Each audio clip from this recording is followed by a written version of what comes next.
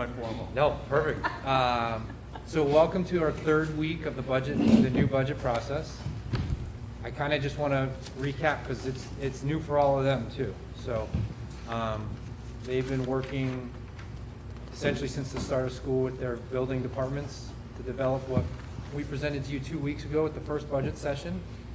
And I hate to use this phrase, especially in our profession, but it kind of just gives it a better example of wants, right? So it's all the wants. It's everything that's wanted, not necessarily need.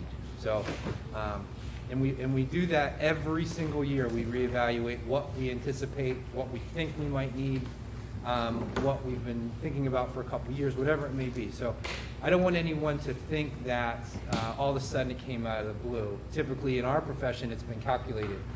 And as we do this process multiple years, you'll see things come back, right? We're gonna cut things, that's a fact. And you'll see things come back literally next year at this time, at this table, and you'll start to see trends or thoughts and things like that. So that's why that number came in at 7%, essentially. And I wanna reiterate for no one to panic, because that's not where we're gonna finish, that's just how we started. So when we presented to the public last week, you saw the whole number, you saw all the great work that they've done, and the hard work that Michelle's been working on. And then actually, Norm, thank you, updated the budget committee of the town. Same presentation, same thing, saying this is where we are, not where we're gonna be. And then really tonight's discussion is gonna be an open forum. We're not gonna go around the table. It's gonna be really more board driven. So questions, why this, why that, if you didn't get enough information, or what I support, what I don't support. And then the goal at the end of this session is, I'd say you don't have to be solid, but more of a direction. Do you want 1%, 2%, 3%? Do you want 100? Whatever it may be. And then what we'll do is we'll go back to our drawing table, cut, replace, whatever we need to. And then next week at the meeting, Michelle will present that next level. Okay, so maybe that is scenarios. If we do this, then that, or if we do this, then that. And then really that first week in November, we'll get a real, I'll say 95% number of what will be for that until we lock in according to assessment, all that kind of stuff. So that's kind of where we are. Really no preparation, more about what you've seen over 2 weeks now, and now being in week 3, you could say, I'll use Bill as an example because I think it's a topic. Geodes, $4,000 a level. Do we use ESSER funds for that? Right? Makes sense. It does make sense. Yeah. I will challenge you guys, not challenge you meaning you guys don't know what you're doing, but the thought process behind it, meaning You can challenge us that way. meaning if not now, it's when, right? It's gonna come back again. So another example would be Amy's 5th grade teacher. Could we use ESSER funds? Yes, but I can also guarantee you that this time next year, we will probably be coming back saying, we want a 5th grade teacher. But we also have ESSER funds to help support us as we gradually move towards all those things. So finance is meeting tomorrow. And why I want to mention that to you guys is finance committee is really going to be working closely with Michelle to figure out that fund balance game, getting away from it. We want to be zero-based budgeting, bottom line budgeting. What we ask for is what we use. We want to get away from that, and I know Michelle has some interesting data here to share with you on when budgets were frozen before and how we want to get away from that practice, because all those types of things. So that's the discussion for tonight. We can disagree on things. Please, I said that through my interview process. It's okay to disagree. No hurt feelings here, but we want to get towards what a good budget number for the community. All right? Norm, you're ready to go. I'm fired up. I've been doing All right. So one of the things we talked about out of the gate, a number, from the board. What I'm trying to put my head around before we even discuss any of this is what are we? I know we're going to be negotiation, teacher's contract and pass and all that, but has there been any guidance of what we're going to be funding and any other warrants that's going to have an impact on the tax rate? Because we're talking about an increase in the budget, or we're talking about an increase in the overall tax rate, which are two different things. So before I even start with this. I want to know what's going to be compounded onto the discussion, because it all rolls into something. So I would assume it's going to be the two contracts, the HES contract Yep. AGA, and then the CIP, will go into the maintenance trust account. Yep. That's probably it, right? Yeah, I mean, go ahead, Rob. Special ed trust, tech trust, but that'll be no change over last year, presumably. I think there's one other that, Yeah. so, And in the past, we used undesignated fund balance for not all those accounts, but for some of those accounts. And so Yeah. the impact of the tax rate would have been 0, but they still would have got funded. if that Yeah, makes sense. okay. Yeah, no, it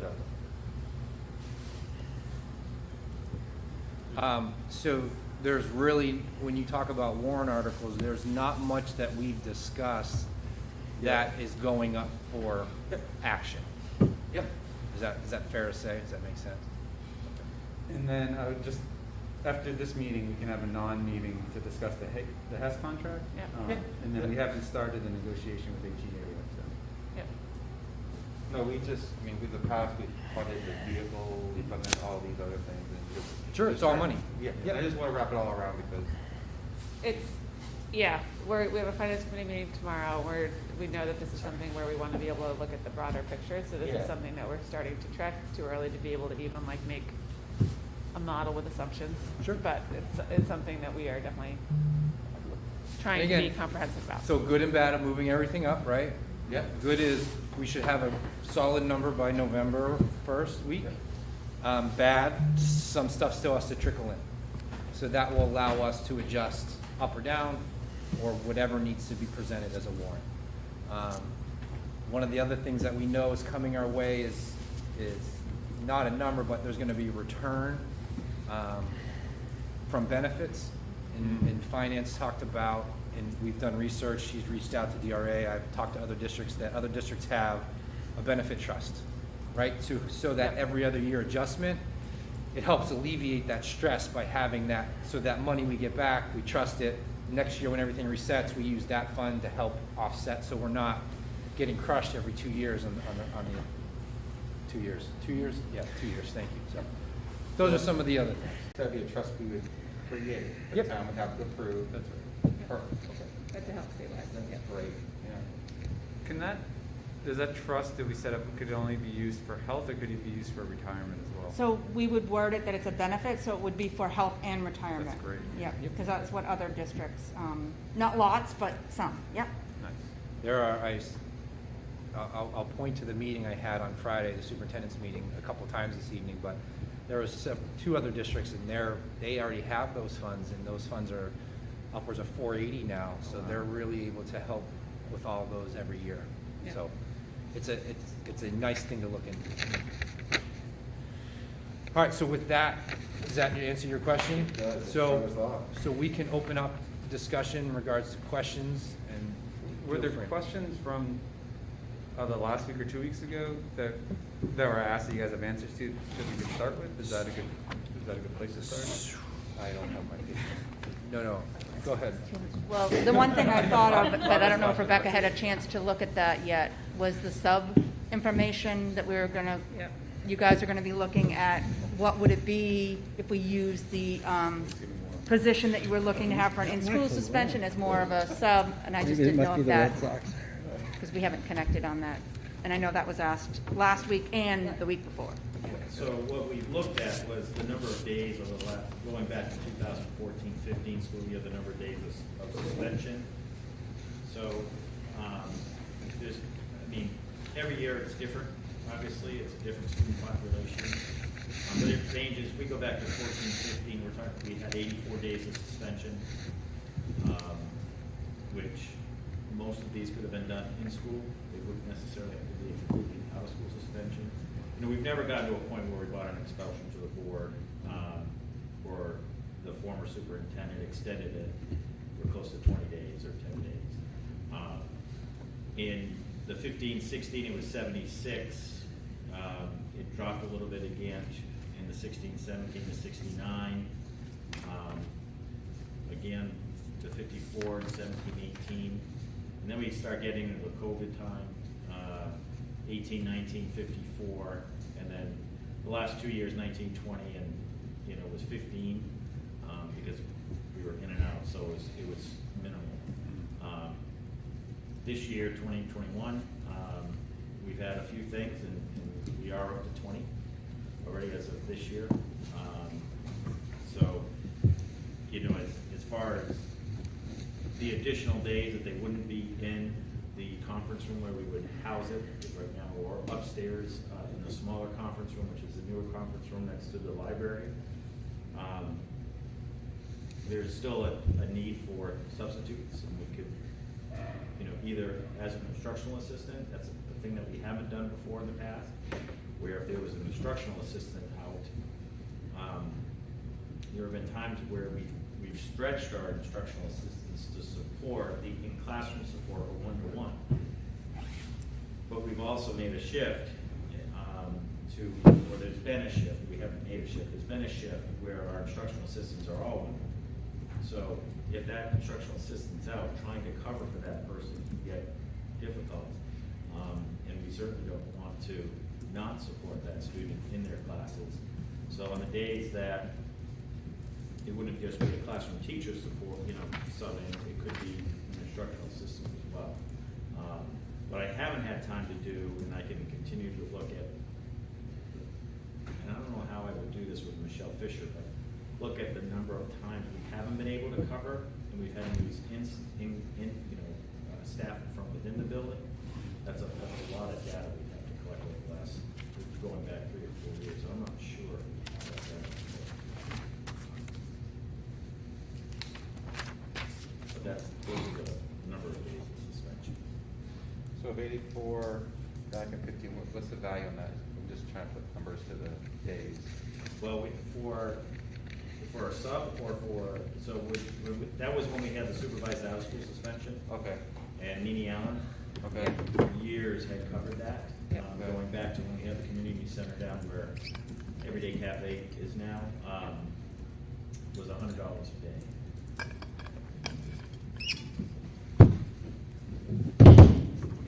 Sorry. So I had a related question to that, was about, so if the person is not doing in-house suspension, can they be covering classes, like, a sub would? And is there a cost savings to what we're paying teachers?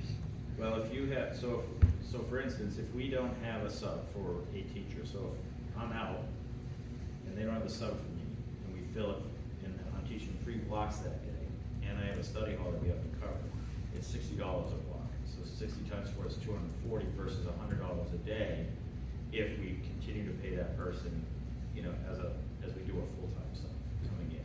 Now, I don't know what we pay, I can't remember off the top of our head what we pay the full-time sub we have now per day. It's about $100 a day. So, Well, based on this salary, it's $211 a day. It would be the cost of this person.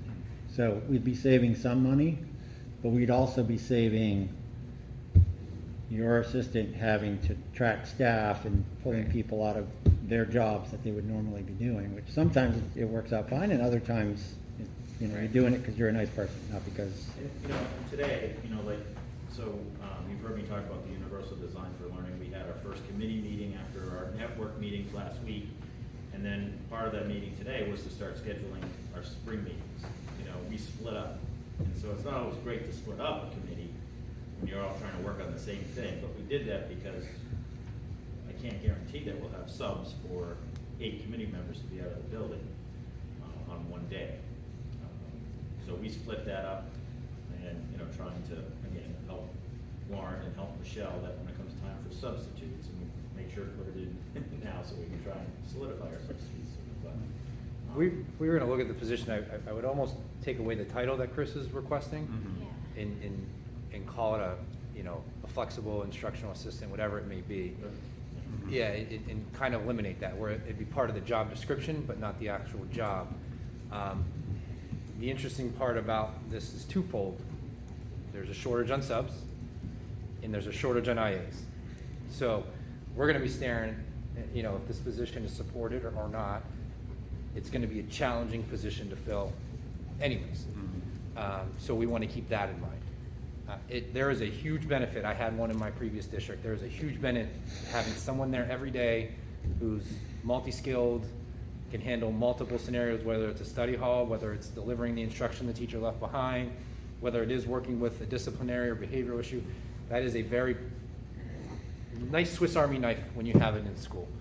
But it also takes the right person to be able to do all that too. So, Guys, just a question how this would show up in the budget. So if the idea is that it's gonna save money on one side, would we add money for a new position, but then also take away a guesstimate amount of money on the substitute budget or wherever it was? Otherwise, we'd have increases on two sides. So that's one question. So how would we budget for it if we wanted to do it?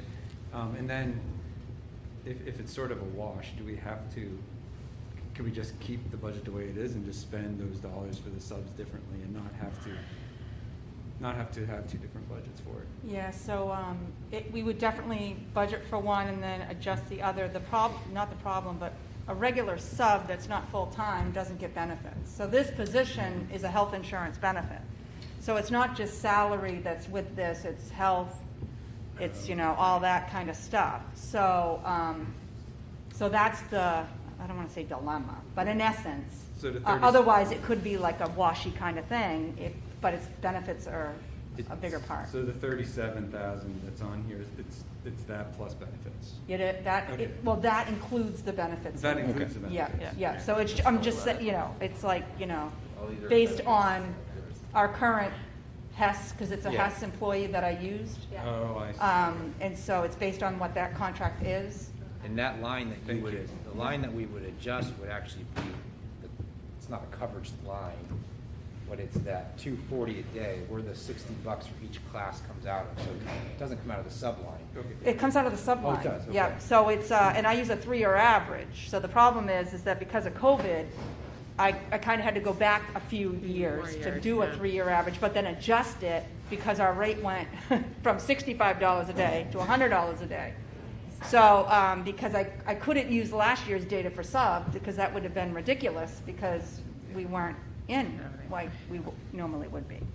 So anyways, just to give an idea, how I would figure out, I just have to figure it out, and maybe I figure it out wrong, and we have not enough taken, or maybe I've taken too much, and we, but because that is kind of a weird thing to kind of figure out how much it really would affect. It definitely would affect, and we definitely should reduce. Just trying to figure out that sweet point. And I know when I get to the budget committee, the word that certain people don't like is transparency, but this is one of those levels of transparency, right? Because we could have been creative in the hiring, but in the honor of transparency, this is what that person would be doing. Sure. Yeah. What was the second part of that? You had a second question. It was, did they wash out? And then there was a second part. That might have been it. That was it? Yeah. Okay. And the reason why this is more of a challenge is for Chris than Bill or Amy. If the third grade teacher's out, the third grade teacher's in that classroom 80% of the day, right, with that student group. Where if a high school teacher's out, it's multiple sections in multiple spots. Granted, it's a 1-for-1, but it's just a different scenario in regards to covering classes. And you don't have to answer. Do you want to move on from that? Do you want to? I know it's different. So what I wanted to say is, Dulcie, you asked in regards to the ESSER. Yep. Matt compiled the data. It's kind of funky with how it's responded because it was weighted. I don't know if you took it or not, but what we've done is, I don't like using the word dumb it down, but we dumbed it down essentially. So, top priority would be hiring staff. Second one was facility and space. Then you're talking about disability services, mental health, curriculum materials, technology, and so forth and so on. And I can share this with you guys, by the way. And then in regards to the weighted priorities, facilities came in at some of the higher weight, hiring staff, same thing. So, I mean, Okay. you're seeing a trend on staff, facilities, mental health, things that we've been talking about. Okay. But that's in regards to the ESSER. Remember, we're going to see how we use ESSER to help alleviate. Totally. Okay. Great. Another thing that you guys asked for a couple weeks ago was facilities and curriculum. At my meeting specifically, I had asked there's 24 of us that I think are in the meeting. I think that's the right number. And ask for comparative stuff, so, Of comps. yep.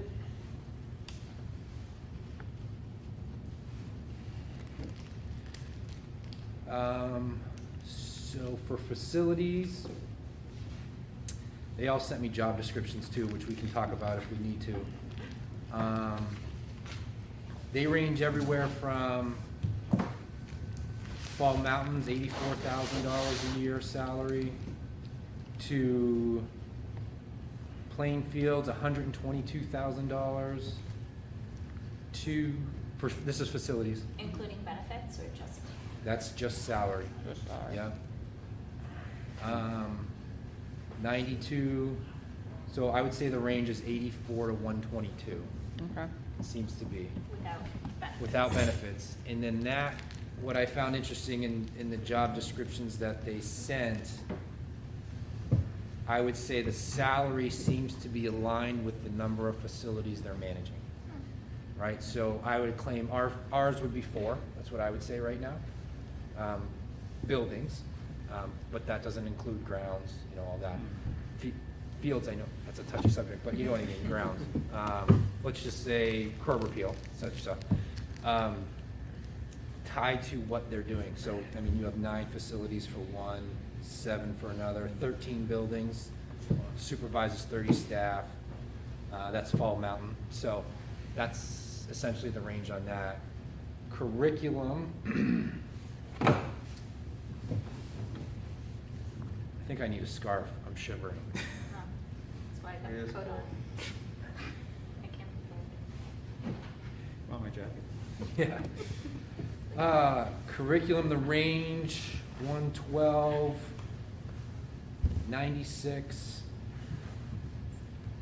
100, 84. The interesting discussion, and once they sent me those, is it kind of, what I said to you guys a couple weeks ago is, some districts have an assistant super in charge of curriculum, that's how they phrase it, and then some have just curriculum. So, again, that range seems to be roughly between 90, 115-ish. That's just salary. Some of those were Bo's 112. It seemed like the salary was tied towards number of schools in an equation of students and staff, right? But the key thing is some of their CIs, curriculum and instruction people, aren't in charge of professional development, but I've mentioned to you guys repeatedly that that person would also be in charge of adults in professional. So that was some of the information you guys were requesting on that. Is there anything on your follow-up? No? Matt? I don't think there was anything for you either. Nope. I think that was really it. Those were the main questions for those topics. So now it's a free-for-all. Rob, you look ready to go. I'm ready to go. Michelle gave me spreadsheets, so I've got questions.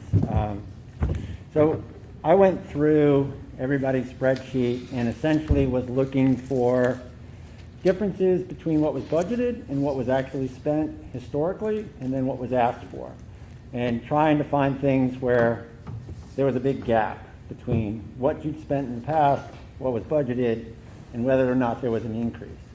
And in some cases it was significant, and in other cases it was teeny tiny, but it still accounts for at least $10,000, $12,000. So I don't know, Mike, how you want me to proceed. I mean, I can go and give elements of this, or So I think you gave a good backdrop of what you evaluated, and I think pointing out some of the discrepancies Sure.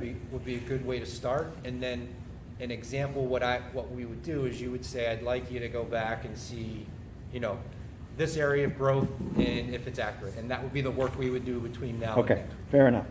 So part of, the caveat to this is we're in sort of a weird time. So were those discrepancies because of COVID?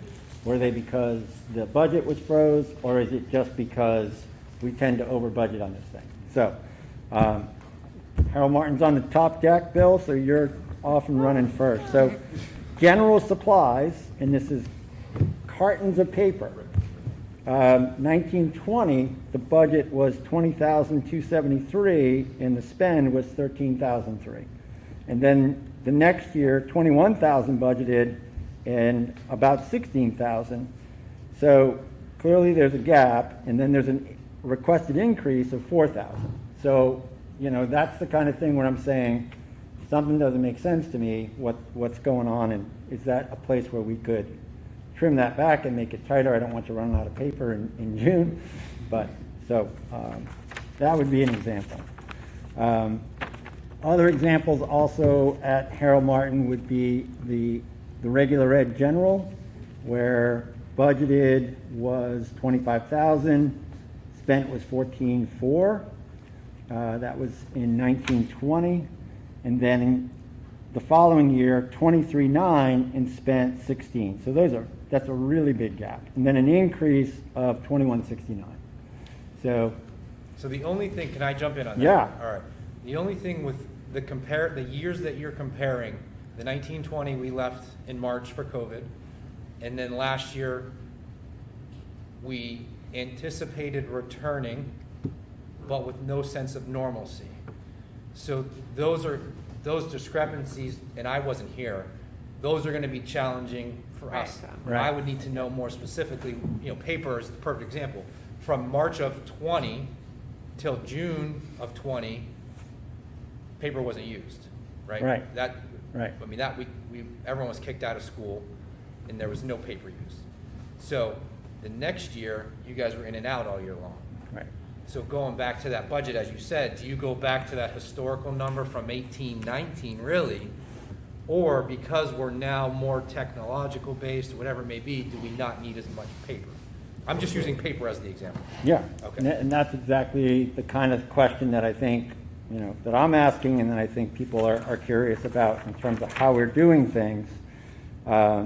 So I can, which I'm going to give this to the Finance Committee tomorrow, and then it's going to go to the board too. But I think the document that I did today, talking about some situations of what period of time we were budget frozen, is very important in what you just talked about. Yeah, So like in example, October of 19 to May 15 of 20, we were froze.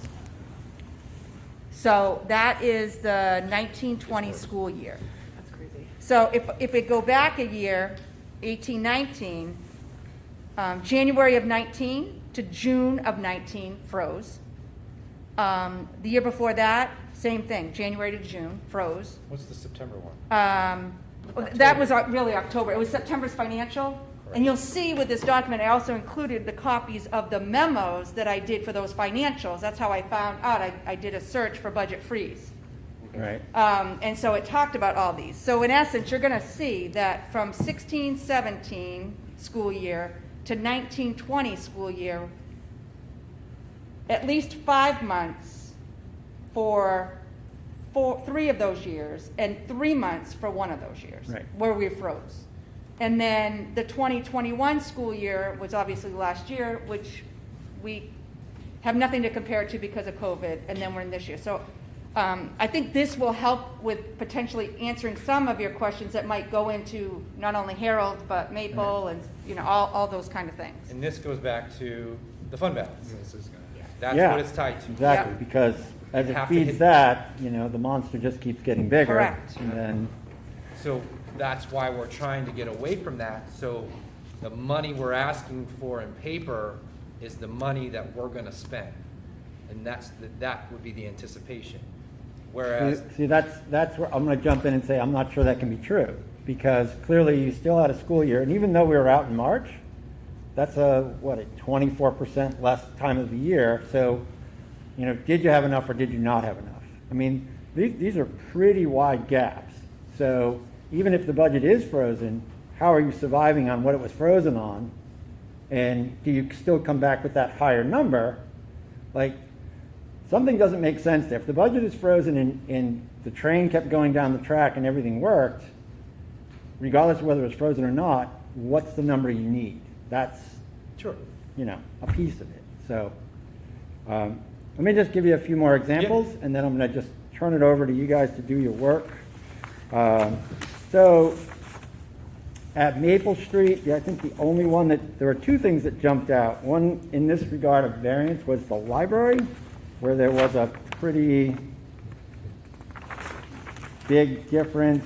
11,007 was the budget and 68 was spent. And then again, 11,000 and 8,000 was spent. So it may be that same frozen scenario. In terms of just a question in how we're paying for it, so Ames Web shows up in the Maple Street budget, and then it also shows up in your budget. So I was just curious about why it's in both places. We took it out Okay. recently. I originally had it in the budget for years.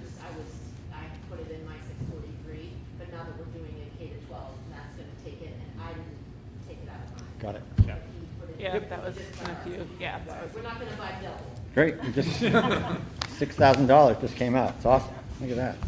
And then when I was looking at the middle high school budget, I would call them at this point, the spreads were fairly small. $1,000, $2,000, $3,000.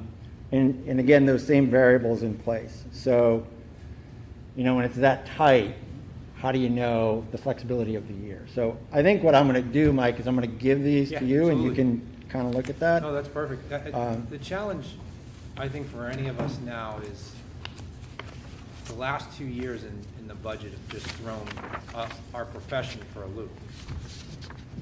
So to get a true value, if we're going back to 18, 19, is that, in regards to costing, whatever it may be, is Right. that a true number?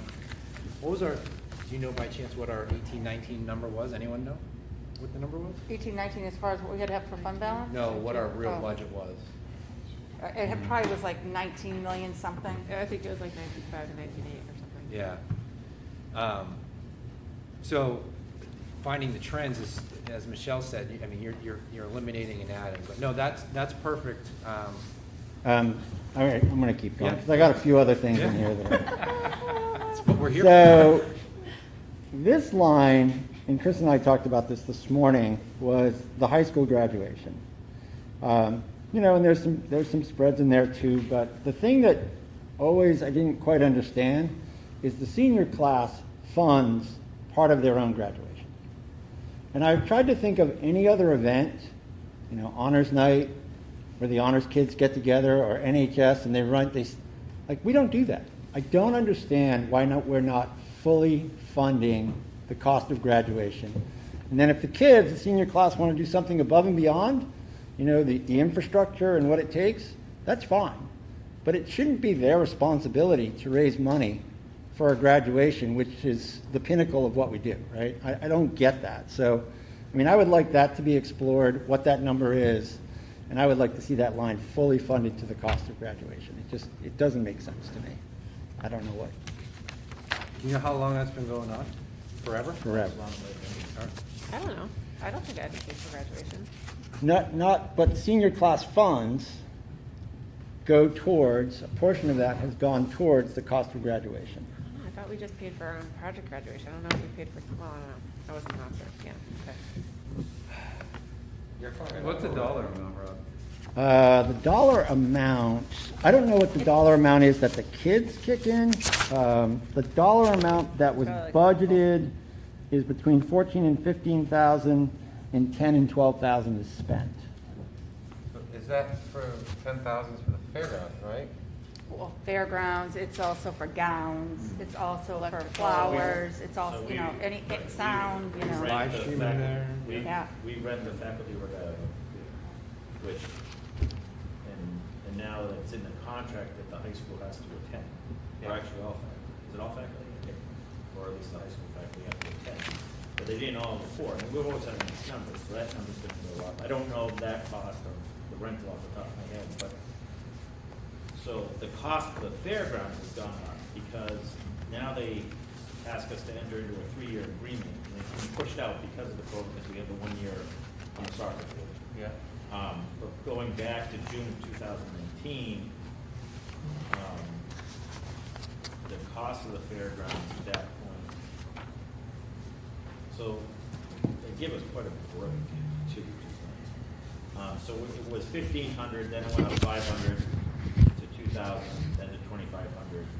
They're working on a new 3-year contract this year for graduation of 22 will be the $2,500 rate. Also, it's $2,500 a rent day. Yeah, we have to Okay, have all right. Yeah. So they're gonna come up with a new contract. Now, whether or not they stay within that $500 increment for the next few years, I don't know, but they've asked us to enter this agreement. So, maybe it's 3,000, maybe it's 35, I don't know. So, remember when we did finance committee, how we had students pay their fees, right? You know, for those just the sports. This Athletic fee, yes. Yeah, athletic. This is all our students. You know, it's not just the ones who do athletic practice. So I could see, yeah, the board should look at possibly funding that line instead of it out of their pocket. It's everybody, you know. It's Do we not run just a staging? portion. It's not an extracurricular activity. No, Yeah. it's not. Yeah. I know, but it is a successful sound. It's their moment. Yep. Sound in the last 2 years, we've also live streamed it, Mhm. and that was a pretty hefty expense, as I recall. Last year was esser. Chris, what, No, really. fair parking just goes just to their Yeah, the senior class trip, and if you work fair parking, it goes towards, you get a free year. Yeah. So we just transferred, in fact, I just signed off on the transfer of those funds from the senior class to pay for those yearbooks. Which is like, So, maybe $2,800. So we gotta do some, I don't know so how yeah, much it's a they're minimum- paying, how much are the kids paying? I agree, I mean, whatever the number is, I'd like to see the breakdown of it. So usually they'll pay about half, 50% of the staging. Now, the staging includes all the chairs that they bring in as well. Have you received any feedback from this? Like, is this a hardship? They make a killing at parking. I mean, they really do. So funding half their graduation at this point has not been a hardship on the students? No, the only time it was a hardship was last year because yeah. the senior class didn't have their parking. Yeah. So the previous year's senior class had money left over, and they were very generous, and if you remember, the board approved that donation to the senior class. Yeah, that's But really nice. can I jump in on the fairness piece? Because even with that, so it partially goes to fund a senior trip. There still may be kids who choose not to go on that because they don't want to pay the expense. So maybe they could fully fund their senior trip. There are other things that they could spend that money on. For me, it's not so much a hardship question. It's a whose responsibility is this, you know? And I don't think it's the responsibility of the senior class. It just seems like a very odd metric that somebody along the line said, you make a lot of money at senior parking. You could make 10,000, right? So you should be paying for this. I'm just trying to find a comparison where we do that elsewhere with anybody else who raises their own funds to pay for, you don't pay for part of your buses, you don't pay for a referee, that kind of, it's hard to get the metric in my head to what it would be compared to, so. But at the end of the day, we're talking about somewhere between $5,000 and $10,000. Yeah, 5 or 10 and 21. Like so Yeah. just in terms of dollar amounts, this isn't either going to bring us down to zero. It's going to bring us Right, down to right. 8%. So Thank you for entertaining my pet peeve. But it holds value. I see what you're saying, some of the values where, the board would discuss whether or not they want to have this move forward as opposed to always doing it. Yeah. And this is the broader discussion as I was looking at the special ed sheets. There's nothing here that, because it's such a gray area, my concern is we've got $329,000 in savings, and we're using that as an offset. Should we be considering part of that 329 to go towards that special ed trust fund? Because, I would like to see more funding come here to protect us down the road than anything else. In the tech report, I didn't really see anything. The Ames question was answered. That's terrific. No, there is one. Where? You using There- his sheet now? Yeah. No, this one. Oh, that one. I'm intrigued. It's like line 11 or 12. It's a general supplies for the Delta is 43K, the one that I. Oh, that's because It's the- we changed the value of what's an equipment from $100 to $1,000. So all of the Chromebook purchases and replacements now come out of supplies rather than equipment. And It's a you'll see reclass. there are some Right. corresponding That's a decreases reclassification. Right. of the various 738 lines, the replacement equipment lines across. Yes, and just for context, there's also an expense on here, Rob, just so you know, that is a reclass as well, which is there's a student information fee that got reclassified. So if you see a big delta there, it's because that gets reclassified into a different bucket. Got it. Right, so all of the software as a service type products have been reclassified from an 810 line to a 643. Yeah. Since they're really more like software, they're classed in the same Yeah, area as so it's software. it's an artifact delta, not a actual, yeah. In the facilities budget, it seems to me that the actuals tended more towards that we weren't budgeting enough. So, you know, in 1920, we were 23K short. In the following year, we were within 37, and then the increase this year is 92. So, you know, again, is that a freeze? The first one is probably a freeze, 1920. Some's that, but it's also, so we use 3-year averages for our repair and maintenance.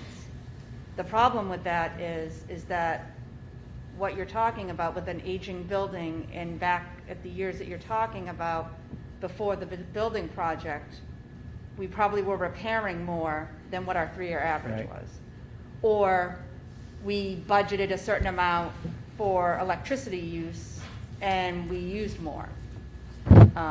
You know, or the value went up more than we thought it was, you know, something like that.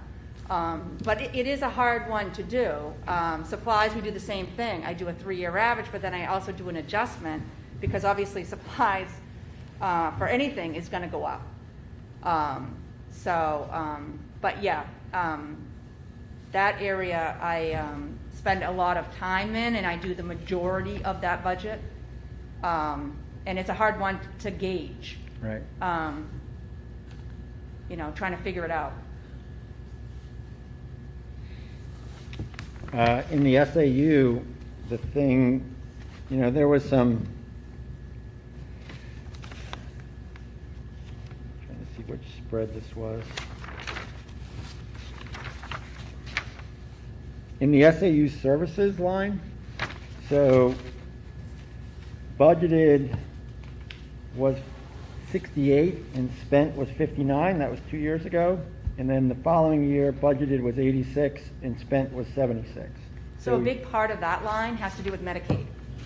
So we have to pay for, you know, somebody to do the billing for us. Mhm.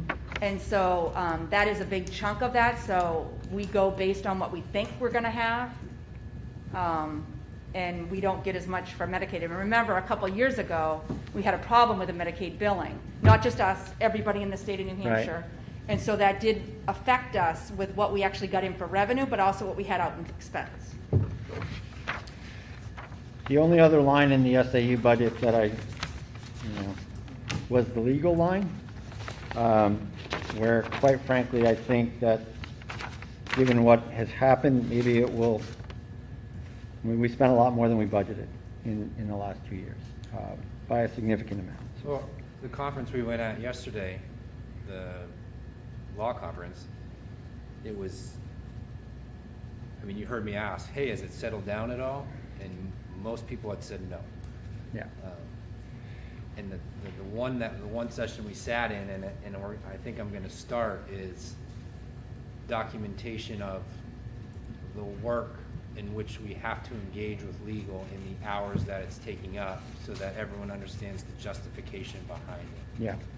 I mean, we had another one come in today, so each time those things come in, or you know, that's not necessarily a Michelle, me, Jody, whatever it may be, but it's, you have to do it right, so you have to engage with counsel, and that's the trend most districts are seeing.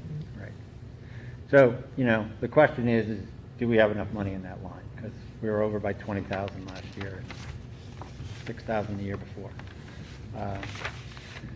So thank you for listening. That was sort of an exercise in, I think, a lot of what folks on the budget committee might do, or folks in town would be looking at. We've asked for this, and that's the kind of things that should come forward and that stand out. So as you review it, that would be great. You told me yesterday, but what was the number? Did you say 40? Was it about 40? So the numbers in terms minus of the 6 now that we just saw. right. Well, minus the 6. I don't think I put that in there because I didn't know what it was, but it was around between 30 and 35. But 19 of that was things that I was thinking would be well paid for by ESSER. So all of the math things at Maple Street, all of the geodes at Harold Martin. So somewhere around $10,000 or $12,000 that perhaps could be taken out. But again, that's for you guys to review and see what was the causation and is it a real number or are we over budgeting? Yeah. That's perfect. And I want everyone to know, like, it's nothing personal. It's just an evaluation and a lens in an anticipation of questions that might come our way. I think I'll keep using paper as the perfect example. I don't know when we'll find that new balance. I don't know what the new number is because the last 2 years are totally skewed. And now we've been in school so many days, I guess we could count boxes, how many we've used. So I mean that. But that might help us out too. But paper it's a nasty animal for any district in what you're budgeting for. So thank you. We'll take that and we'll work on that to give you probably some concrete answers on if it's an over budget or if it's okay. Right. And then in terms of the staffing, I guess we'll reset for that. Yeah. I had done the same thing last week, I think, when I sat down and went through to look at all the deltas. So I had some specific questions around that. And I think that I generally looked at like what was more than a 10% difference. And so I think that I feel goodish about that. And I know that part of this will be a multi-year sort of recalibration and rebaselining exercise as we hopefully make the big leap to moving away from a fund balance model.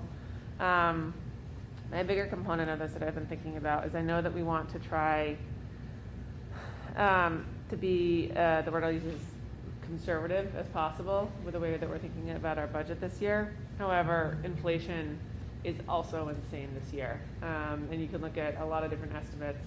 I think the Fed just predicted that it would be up to like 4.2%. There's a lot of different sources that you can look at for inflation in the United States.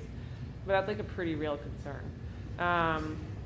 And so I think that, if we're going for an absolute straight budget, we will be under in a lot of different ways, even if we look to ESSER for that. And I think this is a component that we can and should be talking about. I think as we think about also like what is a reasonable year-over-year increase, this has to be part of that conversation. But I do think we're in an unusual moment when it comes to inflation in the United States.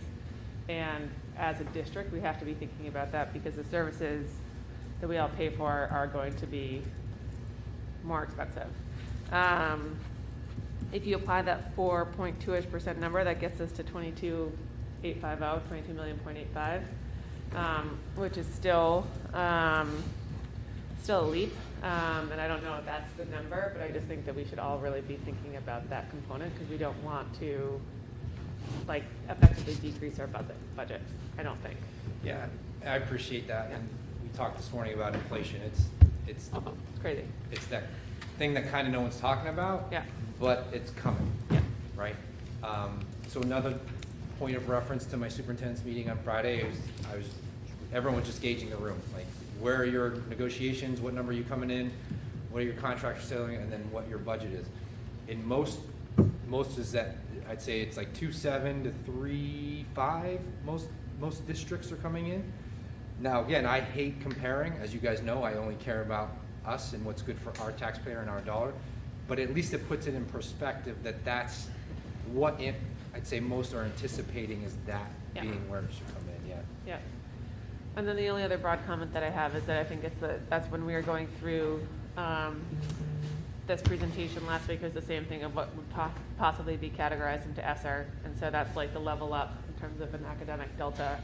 And then if there were other resources that we were thinking about that were under the mental health bucket or otherwise, and I think that that's really important. And so I think that, again, I know that like those are great purchases because they're one-time purchases. I think it's also, but, I want us to be thinking constructively about how to use those funds as well. Yeah, ESSER allows us to, it's a bridge, it can be a bridge, and we use GEOs again. Yeah. GEOs is perfect, let's use ESSER, takes it, what's that, 11 grand, I think it's 11 at the number. Yeah. Takes that out, that gives us a year to, the feedback that we got, said instructional materials, whatever it may be, that allows us that year to see the value, Yeah. right? Is the value in the data equating to success, and then we come back next year and say, hey, this worked, and we're gonna have it forever. Yeah. We should start putting it in. That's a perfect example of what we can be doing. The reading materials is another thing that came out of Bill's building. I know we just moved forward with third grade materials. We're gonna see some data on that. The stuff at Chris's level, replacement of texts, it doesn't have to all be done at once. That's stuff that we can, through the curriculum and assessment committee, can develop a text recycle plan. Yeah. Social studies this year, whatever, so forth and so on. So, as you said, it's about the calculations Yeah. being targeted. Can you unpack something for me, just the numbers here in my head, you can see. Yeah. So if you said it was an inflation of like maybe 4.2 on the budget, is that like inflation like in recruit positions kind of like that you're, because like when you look at like 900,000, like the math correctly. Yep. So we talked about some things, that you were curious about with the areas of the budget. When we talk about inflation into the budget of 4.2, what do you mean by that? What I'm trying to unpack in my head. So I think there's two, it's just the cost of services. So there's goods that are included in this Yeah. that the cost can and will go up. And so if we don't account for that, we'll be getting less and less over time. The other part of it is that's like paper, that's services, everything else, tents for graduation, whatever. And then the other part of it is that, and we account for this in our contracts, but, for the people that we pay as part of our district, right, like their salaries just won't go as far. So it's something that we need to be thinking about. I know that salaries are 82% of our budget. Salary and benefits. But it's an anchoring number that we need to be thinking about, that if we don't continue to think about inflation as a factor of how we're paying for people's wages, paying for the things that we buy for the schools and how we utilize them. I agree, but I was just trying to figure out how we're proportioning that in a budget. I see your point on that, but then, you're stopping these positions, what portion of that inflation are we putting towards these new positions? Right. But Yeah. I also think when you look at those numbers, and whether you're using, CPI, PCU, whatever it is, you gotta look at the pie chart and Yeah. say, okay, it's 4.2 across the total pie chart of total shopping cart, but where's the inflation in goods markets, where is it in medical, because it could be 12% in one place, and we know in clothing, it's like nil. Right. So 4.2 is instructive, but the number might be closer to 6. We've talked about trends repeatedly, so Mandy, I'm gonna use you as an example. The demand for specialists, speech path, physical therapy, things like that, their prices have gone up because they know they can charge whatever they want right now, because internally we're not having the staffing. Right. So that's another area that they've done a good job, and you talked about protecting us. Staffing is gonna become Right. part of the inflation. Right. Yeah. Yeah, our supply and demand curves are all screwed up, so. Yeah. Where are we at on the bell curve right now? There's a lot of boats sitting off of San Diego. A lot of places that can't even get to factory. Anchored down. We want to talk about staffing. I do. Yeah. I would really like to talk about staffing. Because I usually look at these, what are the big numbers, and then work our way down. So I have a question, like, on the 5 IAs. Just, Yeah, so we talked about this today. In 5 IAs, so instructional assistants, for those that don't know, typically tend to fall under special ed. Doesn't always have to fall under special ed. Some of that, and you guys, I'm going to let you speak in a second, but just I'm giving more at the macro level. is structurally based. And we use the example of the middle high school. So more specifically, when you have younger students at Bill's school, right, pre-K, K1, it's easier to work with multiple students because of structure, classroom setting, that type of stuff. When you get into Amy's school, right, you're talking more transitions, bigger tasks, so that what may have worked there may need to shift there, and then obviously even more at the high school. So in regards to the 5, can you give the rundown on how we get here, and then we can let them? So what Yeah. that is I took what we approved for the 21-22 budget for that role, compared it to what the request is for 22-23, and that's where I got the delta of 5.01. Can you say a little bit more about the request? What So the team, the administrative team meets with the principals and Mandy, Okay. go together and figure out, because obviously there's transitions and everything. And so I'm not part of that, I just get the information so they can, So the part we have to be careful here is because it's a live meeting, and so we can't speak specifically on, so we can give you more at the macro level, and then if we need to discuss.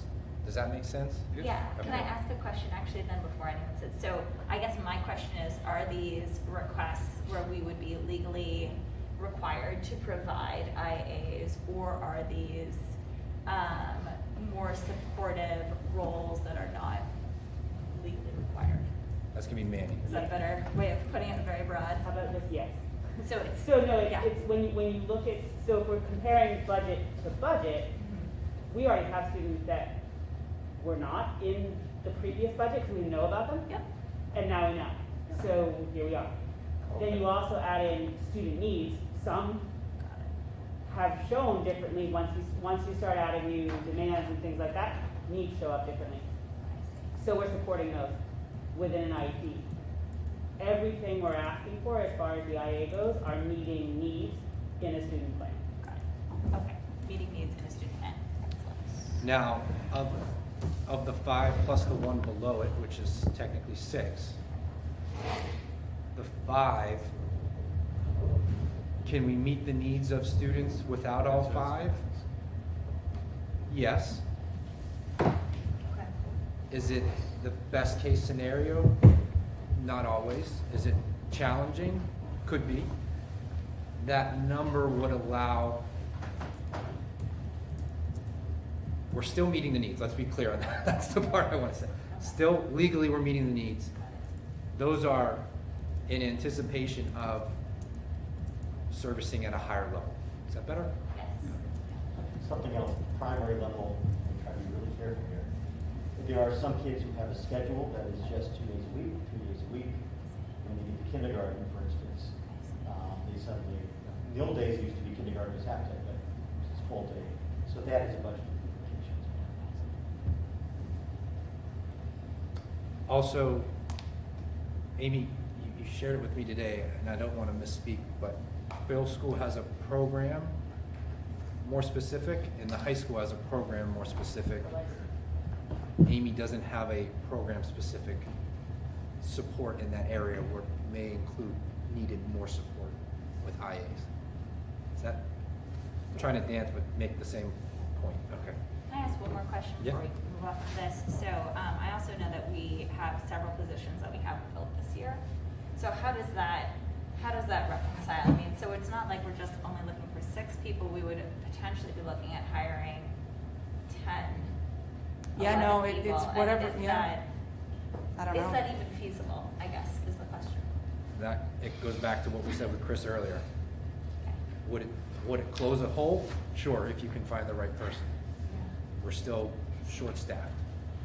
So that's another thing that came out of our conference yesterday is the level of staffing in our entire state. There's a huge need. So it's going to be interesting in Mandy's world on following through on some of those required pieces. So I guess then my question just is, do we budget for everything that we need to provide support at that higher level, or do we budget for what we think we would be able to fill? No, it's a great question. No easy answers. There is no easy answer on that. I mean, the responsible thing to do is budget for that, the need, not the anticipation of who's gonna be applying. I hate to say it, it's another one of those, we talked about it this morning. Starting next year, is it gonna get back to normal levels of employment? It's hard to take this year as the assessed value of how we operate. What was the trend in the last 3 years for us for hiring additional IAs? Do we know the data from that in previous years? Like, what last year, how many did we hire that we needed? Like, this. I don't have that information. We can look it up. I'm just trying to look at some historical data, you know, to kind of see, you know, how we ever got. Did we add new ones last year? Anyone? Did we go up last year? I thought there was a couple hires on that, right? But we lost people too. Right. so. I'm just trying. Yeah. I think last year was pretty much washed. The problem is that we tend to get people and then we lose people. Yeah. And so it's a harder thing. You have to really deep dive in to see, was this a new, or was it just that somebody left and was replaced? Or did Right. the student leave? Or, yeah, or the student need changed or something, yeah.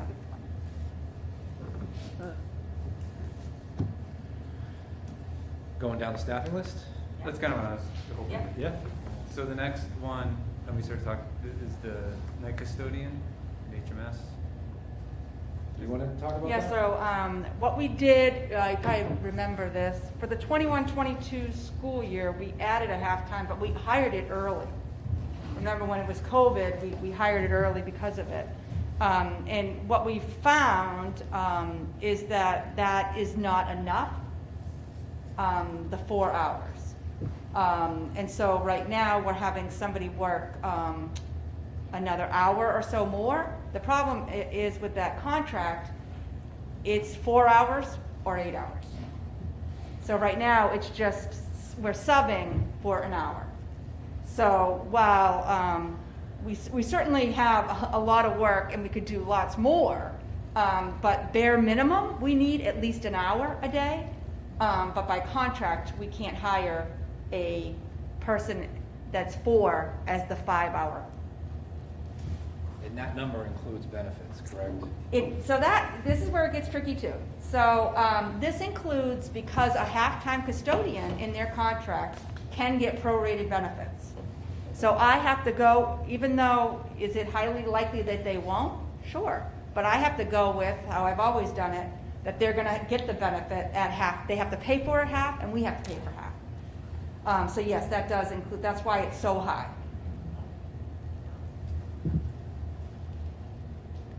Any questions? Do we want to get a pulse as to where people are at in terms of their support, or we just want to? Yeah, I was thinking that maybe we go through the list and then go back, Then just go so we back. have all the information, then Okay. kind of go back up. That makes, Yep, thanks. that'll help me anyway. Anything on, we started talking about curriculum and facilities, but I don't know if there's any other thoughts or questions. So, when I presented this to the budget committee, they asked specifically, this is a question from them, saying, why is the curriculum director making more money as a teacher? And I said, Mike Flynn will answer that question. So, you know, I know it's a much more bigger job than just a teacher. Yeah. And I think what they were concerned about was the salary Sure. of it. And after listening to you go through some numbers, I think it's high, the numbers, but I really wanted you to unpack the job. They made it very clear that they would help them. And really, and since I've been on the board, I've heard it's a very important position. I think you just want to hear more of the job description and how it will be changing, you could see changing in our district for the better long term. Yeah, so I know it's been a hot topic here for a while in regards to curriculum. And the reason why it's not a teacher's salary is because it's a director's salary, and it's a administrator's salary, and it's an SAU salary. So you heard the numbers anywhere from 92 up to 118 in regards to this area. because the work, you know, I think I forget who I was talking to today, like it is hard work.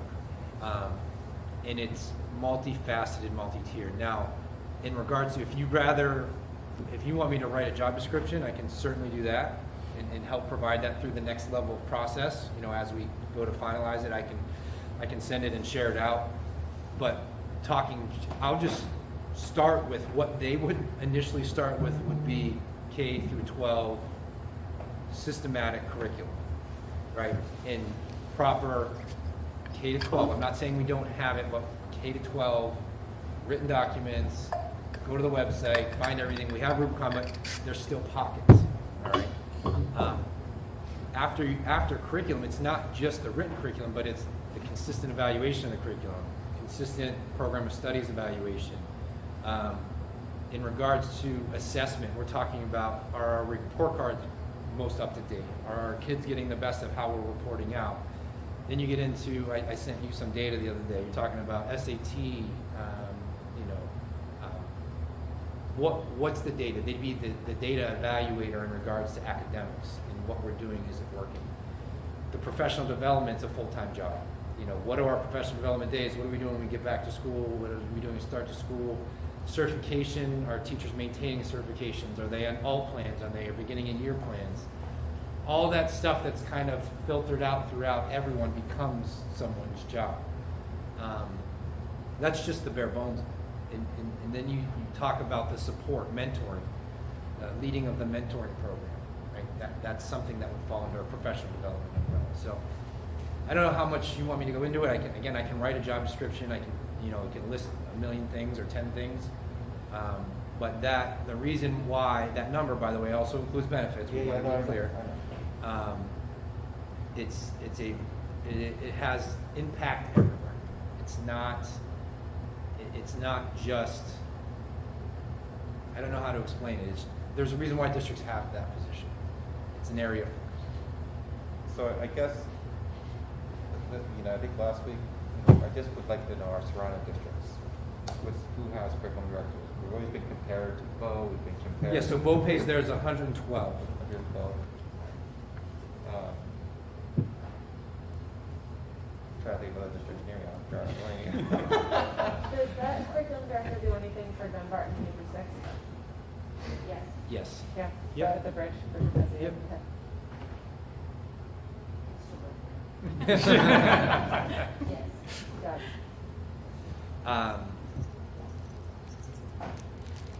So No, you answered the question, Okay. and I'm not second guessing the decision. It's just, I need to be, I don't need a job description, I don't think we're there. I'm just, what wiggle room, I guess, I understand the benefits part, but what wiggle room do we have to say, maybe we don't need to have 160 with all in, it can be maybe 140? What I'm just trying to find a little bit shaved off, that's what I'm trying to figure out. I know you're the superintendent, you said this, you as a board member, I'm like, maybe I want to. Honestly, why don't we just leave Yeah, it at I'm just talking. And then Yeah. we'll see what the general feelings of the board are before we start to shade. Yeah, I'm just curious, yeah, okay, yeah. Good point. Sorry. No? I had a question about facilities. Yeah. So one of the things that we talked about last week was sort of like the org chart and how that would fit in with the director of Yeah. facilities. So do you think about that? So I'm going to present two scenarios. Yeah. We talked about both. We talked about new position, reorganization, restructure below, or as Rob mentioned, does it become a position and a position becomes eliminated on the restructure? I would advocate for a new position with a restructure and not an elimination. The more and more I've been here and our conversation this morning, the more and more it feels like we're understaffed. And the challenging of managing custodians and maintenance and having work completed in a timely not that it's not, but in a timely fashion. Yeah. I need the facilities director, you have to envision it as, it feels like the iterations you guys have gone through here, and this is my 5,000 foot view, is you've had a director of facilities and maintenance, right? But they're also doing the work. Yeah. So that takes away from the director role, whether it's managing CIP, which Michelle does, whether it's looking at tickets to make sure they're getting done in a timely fashion, which is part of where it falls now. The director of facilities, and I hope he doesn't mind me using his name, but it's like Jay, right? Now I got to know Jay through Jay Burgess? Jay Burgess, and what he does for the city of Concord. Now, we don't have 37 buildings, I understand that, but where I came from, we had 2, and we had a director of facilities. And it's I mean, like I made the joke a couple weeks ago, but they wake up and when they walk down these halls, they're looking at why is that light out, why is that, they're just, their job is facilities every day. You know, why isn't the bubbler working? Why, you know, all those things. It could go either way. I mean, I could support it either way. If you were to keep the structure in place by adding, I think that allows us to accomplish more and add new things to that department. And I know I said it a couple times today, our curb appeal, it falls to the very bottom of the priority list. So that some things, that's just a layup example, but some of those things would be added. Do facilities directors ever do like scraping for grant opportunities for Yeah. things like, is that part Oh, of that would facilities? be their write-up, and they would, I mean, the seed grant that came out, like, Yeah. that would be that person's job. Submit, research, proper documentation, proper. Michelle's doing that now. Yeah. Correct. Right. Yeah. I'll go back to some of the other stuff that you guys don't even get as a board would be facility updates monthly at meetings. And it's not because it's not Michelle's not doing it, it's just she needs to do her priorities financials. It's Yeah. HR. Totally. But the CIP, that person should be the lead on that, Right. and you guys should be working with them. The walkthroughs, the building stuff we have coming up, the state's visiting us, they should be the one finding the documents, not Amy and Bill. Right. Like, they're the ones that are gathering the documents, making sure Neil's coming for the health, making sure Chief's coming for the safety. All of that, they're managing. That would be facilities. So that's what that workload looks like. It ends up being who's doing it, what time, all that type of stuff. Totally. Yeah. Okay. That was great. If we were gonna look for the Uber person who could do what our maintenance director is doing now and do facilities, what's the breakdown in terms of the difference between the spreads? So what are we paying the maintenance director now that we could take off of the projection for this salary? What are we paying the director now compared to is that what you're saying? Yeah, that's basically It's a what I'm- $30,000 delta on the salary. That's not including the FICA retirement. Okay.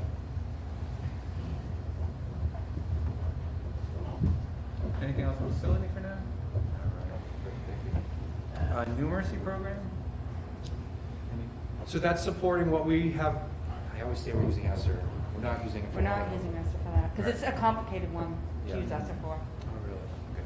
Well, yeah, so you want to talk about, you want me to? Go ahead. All right, so what it is when we did the 21-22 budget, we had in one New Mercy specialist between the 2 buildings, and then 1 New Mercy assistant between the 2 buildings.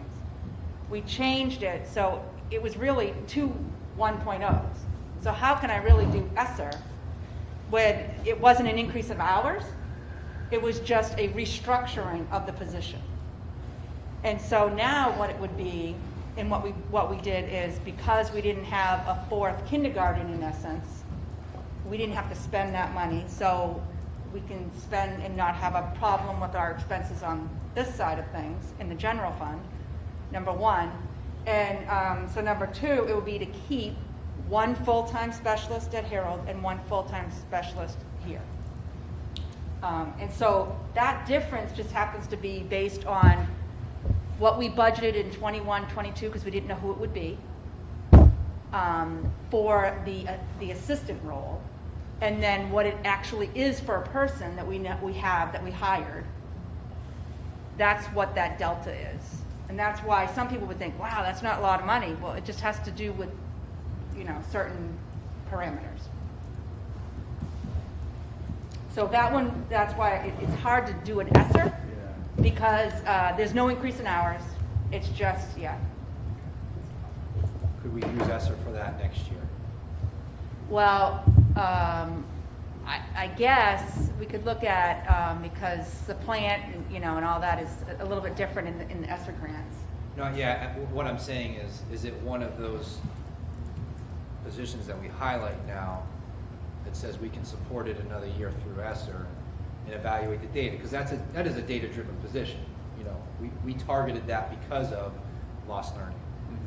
So do we support it another year somehow through ESSER and evaluate the data and then come to you next year and say, hey, the data's showing that this is making a difference in our building with our kids? Or does it become part of the budget? Yeah, because I just don't know how we do it in ESSER. Because, you know what I mean? Like, we had I mean, again, it's a little bit different because it's not like a typical grant where you can supplant and all that kind of stuff. But it's a 1.0, so the things are the same. Well, I guess we could say that we would just cut it. I'm trying to figure out. I'm if trying would to fit figure in it that out. range. Yeah. And we'd have to just get state approval on it. It's just a little wonky to me. Because it's a still 1.0 body. It's just, yeah. I can just add something a little bit. You know, for years, we have really emphasized literacy, which we should. I think we realize that numeracy is, we have often joked it's 1 to 1A, and it can be easy to argue it's 1 to 1. So, you know, at Herald, we have 2.6 budget as opposed to 1 to 3, 2.4, as I said. A reading specialist. Maple has 2, although 1 is not full right now. So that's between the two schools, that's 5 FTEs, or 4.6 really.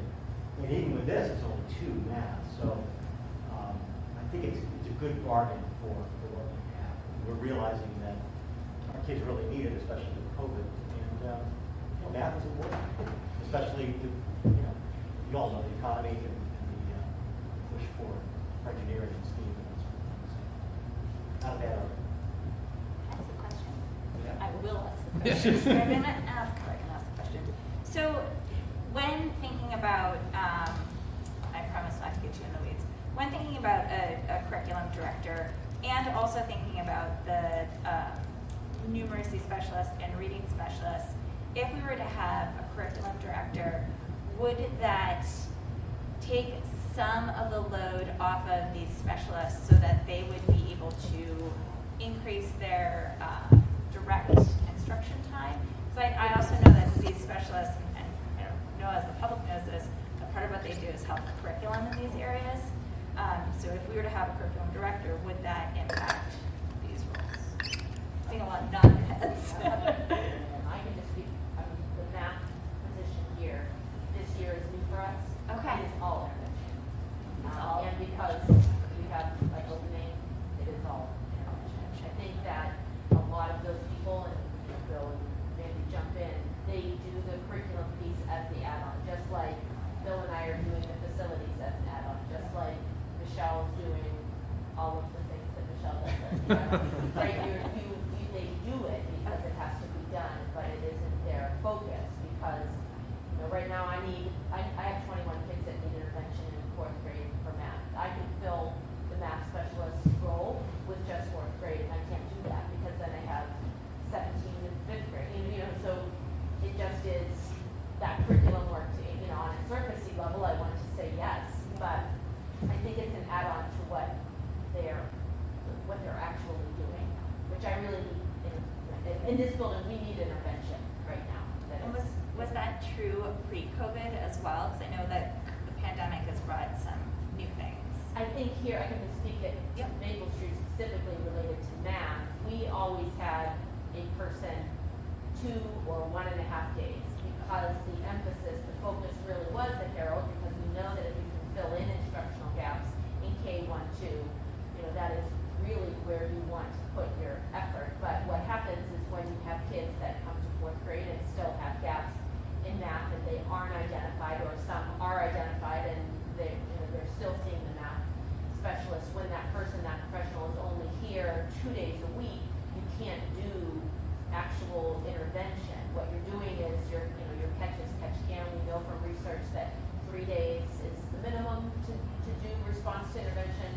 fidelity. 4 days is better, 5 days is great. We do have kids that in our reading intervention systems get reading 5 days a week in a really intense program. We don't offer that same thing for math, with the exception of students that are substantially below grade level and maybe in a life skills kind of program, where their program isn't, 5th grade. They're working on 2nd grade level. They're working on 1st grade level for lots of different reasons. So it's just, but that's not the same, that math specialist isn't providing that same service. So I think that the interventionist, the math specialist and literacy specialist would collaborate closely with the curriculum person.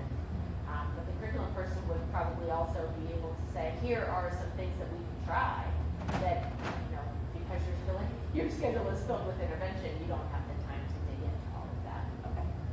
Thanks. Not too much, Bill. No, great. Never too much. No, 187.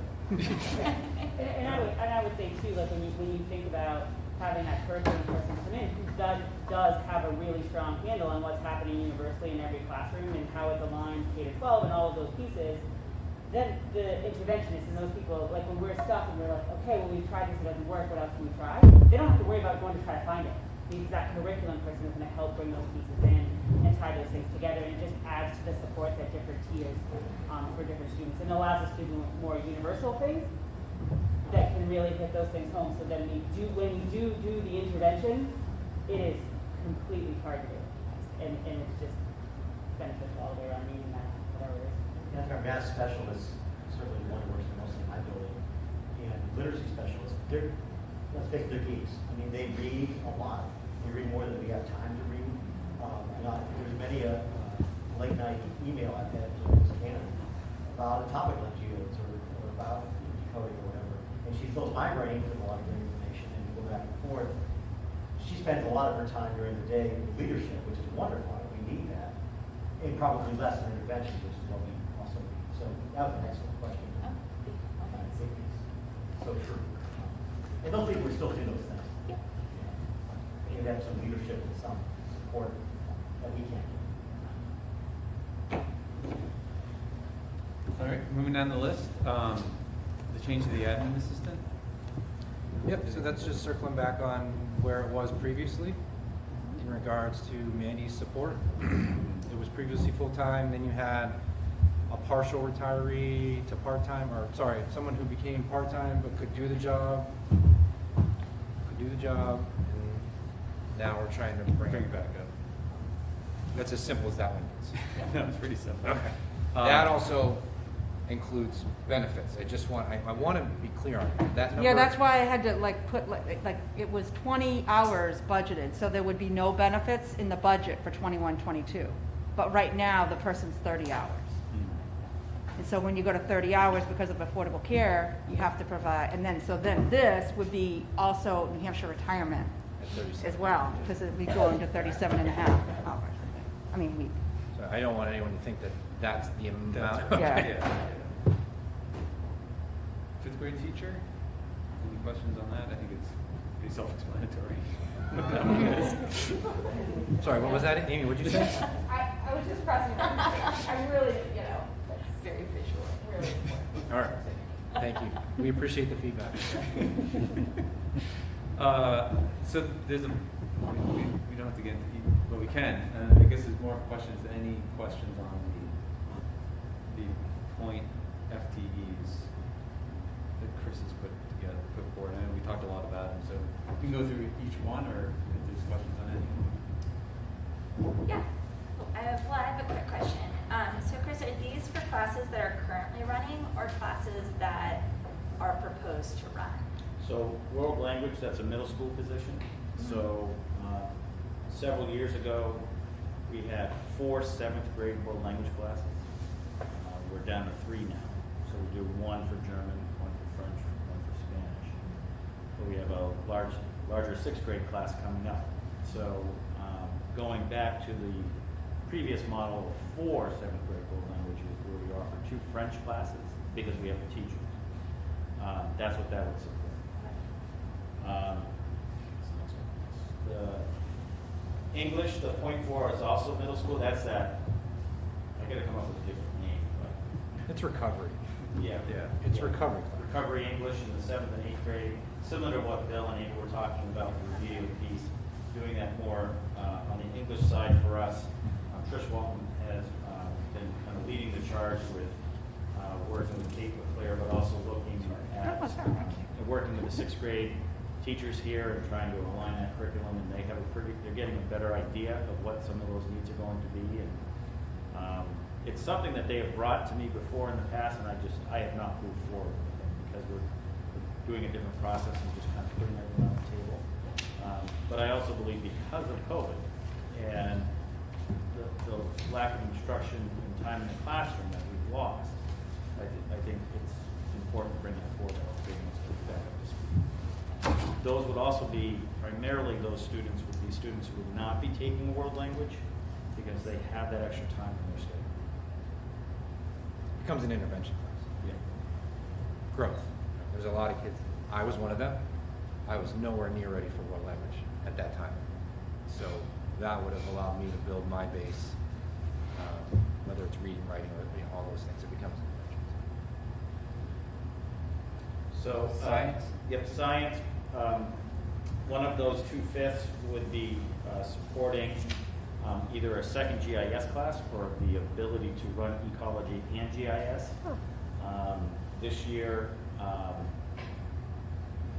we had a larger number of students who requested the GIS this year, and we just weren't able to accommodate them.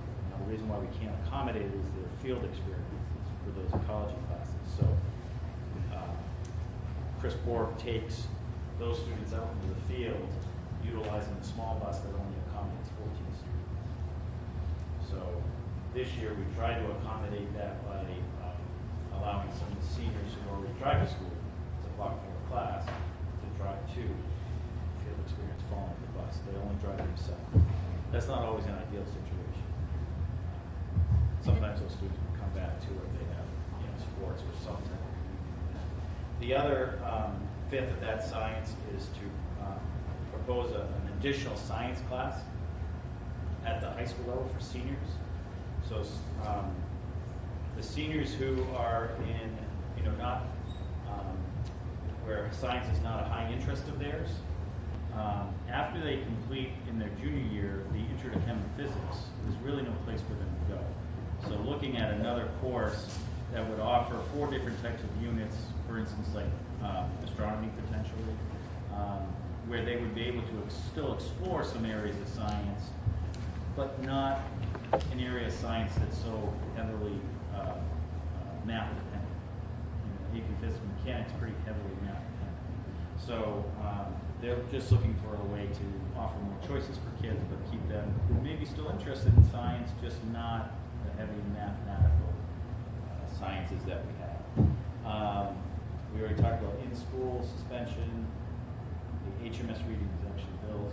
So, and then the social studies is at the high school. Our 9th grade class right now is at 90-ish.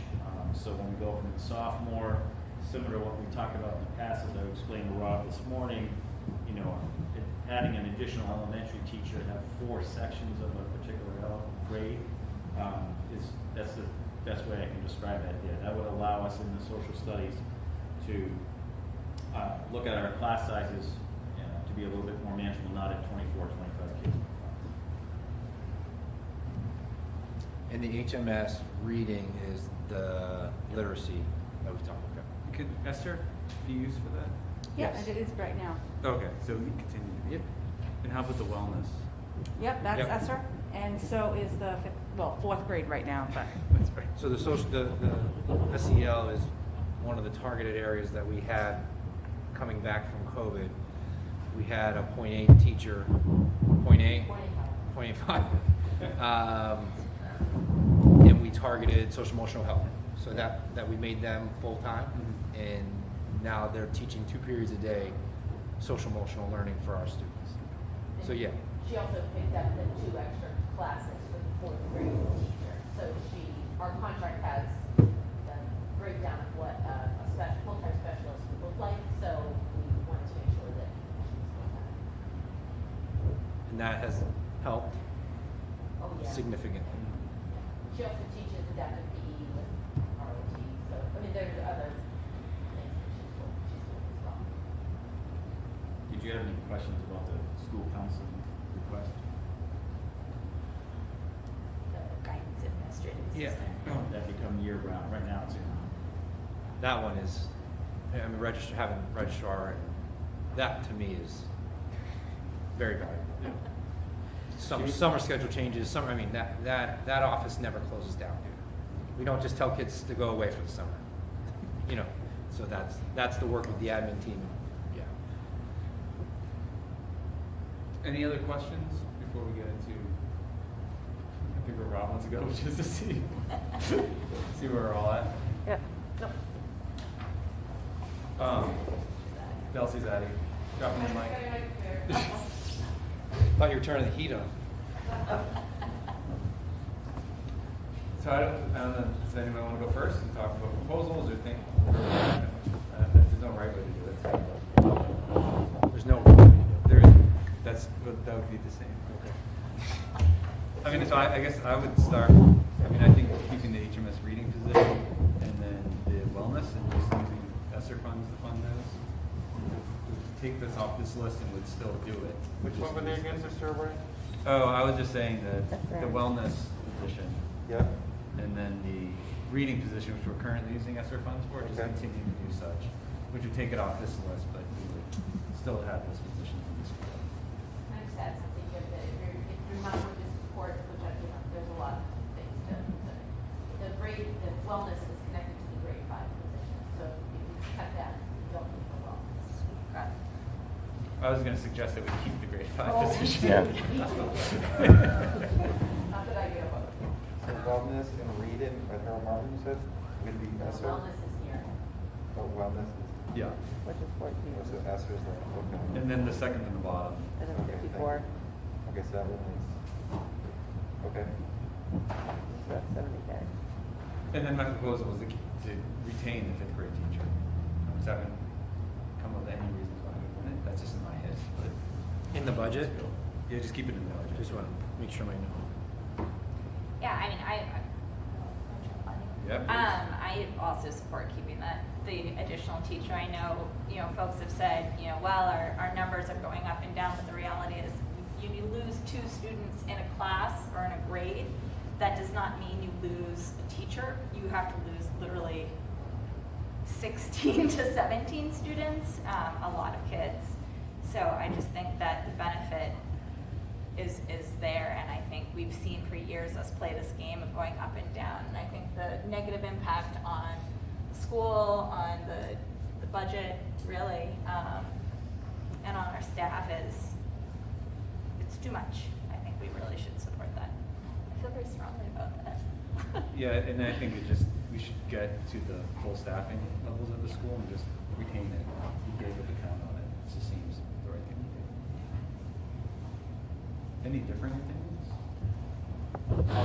On the 5th grade teacher or Fifth the grade others? Teacher. Just the 5th grade teacher. Oh, the 5th grade teacher, 100% support. Absolutely. So that's.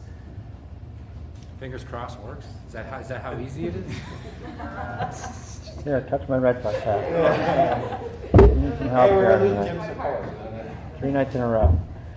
So, and also I want to be clear, when you guys are talking, right, and let's just say you support 5th grade teacher and we take our notes and we put it in budget. It also doesn't mean it's final, No, right? we're just- Okay, I just want to, for everyone out there, Amy, keep your fingers crossed much longer than tonight. It's true, because it might come back by saying, here's the numbers, but now we have to get to 2, so just want to be open. I've shared my thoughts. Someone else jump in. I'm happy to throw, mute the camera. I was doing math over here, because this is out to math and doing math rate in my head, listening to LG's inflation speech. But I'm not gonna go through the whole slate of people I support the thing. A lot of people think I was crazy. But the one that I probably high up on my list is the director of curriculum. I think, to me, the support overall for all schools is, I think, has a ripple effect for all of our leadership teams. It's something that will help in areas only improve through our budget process for years to come, with improvements through other positions. And it's something that I've heard advocated from every single person here at this table from the leadership team to the superintendent. And from before Mike was part of this district, before that we've worked multiple times. I don't know if this is the year to do it. I mean, I would love to see it this year, but you know, to me that was one of the biggest positions in this budgeting process that's been asked. We'd love to see it come into fruition if possible. Other thoughts? I'll just go through my list. So part of what I did was, you know, looking at the operating increases, decreases, and then projecting out what a increase the overall budget would be, and sort of looking at this and saying, you know, where are the priorities? So in the IAs, you know, the understanding that these are part of plans sort of changes that, so I'll come back to that piece. But you know, the IA at Maple Street would be a yes. The night custodian at Harold would be a yes. The admin assistant would be a yes. The 5th grade teacher we've already discussed. I agree with Jim on the PE being esser. The guidance would be a yes. I think the in-school, or however flexible, would be a yes, because I think that would reap benefits in a lot of different ways. And then the Harold Martin position would be a yes. Now that doesn't mean that the other things that I didn't mention don't have merit. I just think where, you know, there's only so much money and there's only so much that we could see as an increase. If we were to do those things, not the IAs, we would be at a 2.5% increase with still, again, my math, not Michelle's, 167,000 still on the table to bring us to 2.5%. So bringing those IAs in brings us a little bit over a 2.5% increase. So that's kind of my thought process at this point. That means you're leaving out. What are the ones that are not there? What's not there is the director of curriculum, the director of facilities, and I would to me, I would reconsider that, but I'd like to see an Uber position that shows a $30,000 increase, not a $145,000 increase. So if we can figure out a way to do that, then I think that's a better first try at this than saying we're going to do both. Because now we've committed to a really big number, and we may have more hands on deck than we need. It's 3 buildings in the SAU. So, and the additional fifths, the plus contracts, if you will, at the middle high school, it all makes sense. I just don't know if this is the year that we could do those things. We've talked a little bit about programs of studies and audits and seeing where we're at. So maybe after that's done, coming back and saying, here's the profile, here's the FTEs that support that profile, let's build it from there. If I win the lottery tomorrow, all of that changes. That's your number? So that's the gross number, Okay. at a 2.5. That was the number with my original list. That was what was left. So all of the things with red Are in. brought us to this, Yeah. and then when you add that, it wipes out everything that's left. Yep. Okay. Just tag that. Anybody else? Thinking. Sorry. Not me yet. So on the IAs, I want to support 5.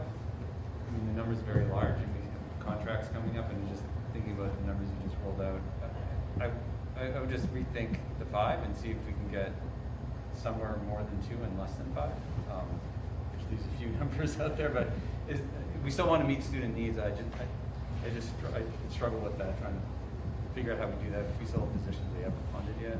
Yep. I would love to do something with curriculum, and so I've been thinking about can we do like a half-year position, or I don't know if that's done in education for us when we can't hire a position. We just cut it in half and hire it in the middle of the year, which then carries over to the next year, but at least you're planning for it without having the full hit at the position. I don't know if that's doable, but I'm just trying. 160 is a large number.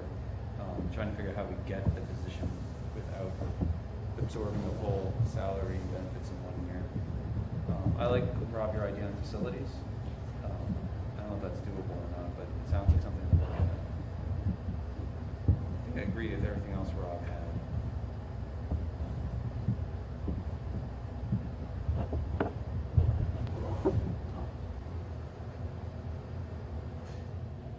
Yeah, I mean, I think for, sorry, jumping on in, for the IAs, it just comes back to the question that I asked is, do we budget for what we really need, or do we budget more aligned with what we can actually hire? And I'm not even talking about, people we know who are applying. I just, if we already have 5 spots to fill and we're looking at adding 6 more, if we end up budgeting for all of this, it's a big number that ends up in the budget for spots that might not even be filled. So Nope. I just worry about that one. Don't.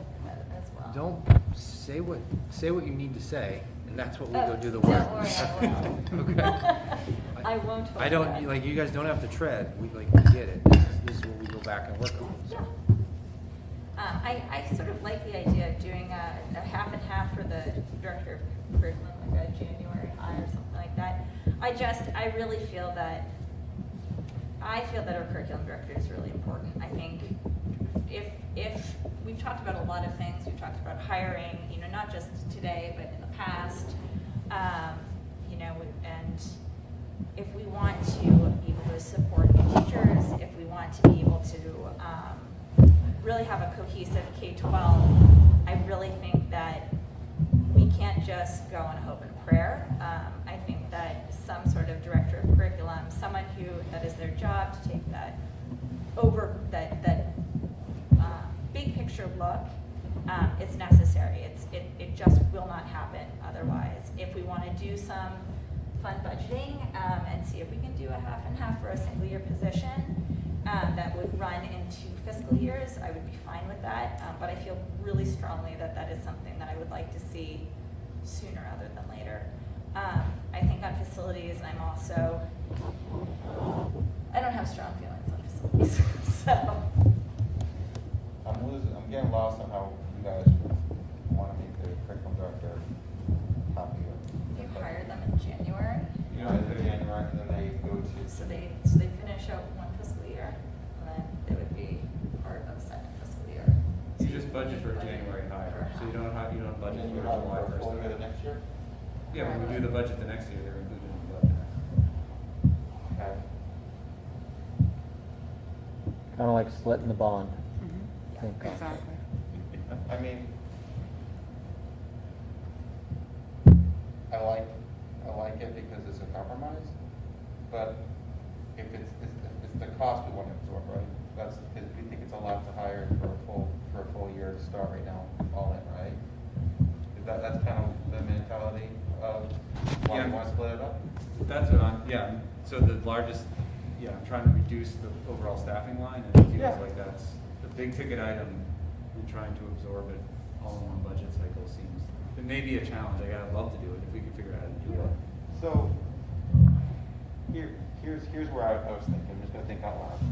That's right there, but, when I look at the investment into the curriculum director and the cost, it's a big number, but we also had a substantial, I'm not trying to do a fund balance, but I'm also saying, is it possible to fund part of that position from there? No, you can't? You You can't can't carry fund. over fund balance for a position. Okay, so that's for an increase, no, well, for the overall increase, right? No? You couldn't use that? Okay. Because I was worried about the quality of candidate again. So I can tell you from this world, that applicant pool in January would be really shallow. You can't do it. You can't do that. People aren't gonna leave, I'll just use examples, principals who wanna take that next step, they're not gonna leave their school in the middle of the year for a position. So that type Over of the- candidate that you would get would probably be a teacher that might be looking to skip a couple jumps, or maybe someone who's trying to laterally transfer. But in regards to that, that's the type of applicant pools you would you wouldn't be getting the ones that are finishing up principalship and wanting to move to an SAU level. It would kind of eliminate a lot of your candidates. So that would be where we did the exercise with salaries. I understand that has benefits, but as a board, we could set a range potentially. Yeah, we've said how many ranges you can get. Even I'm just saying, I agree with you, 160 is very high. It was eye-popping. I mean, I understand the family plan on here and all that, but, is there wiggle room to hire a quality person here? Well, that's what we go back and work on the tables with. Yeah. And we're not making final decisions. I don't want No, to. yeah. Rob, you didn't include the curriculum in your list. Just I did not. speak to No. that, yeah.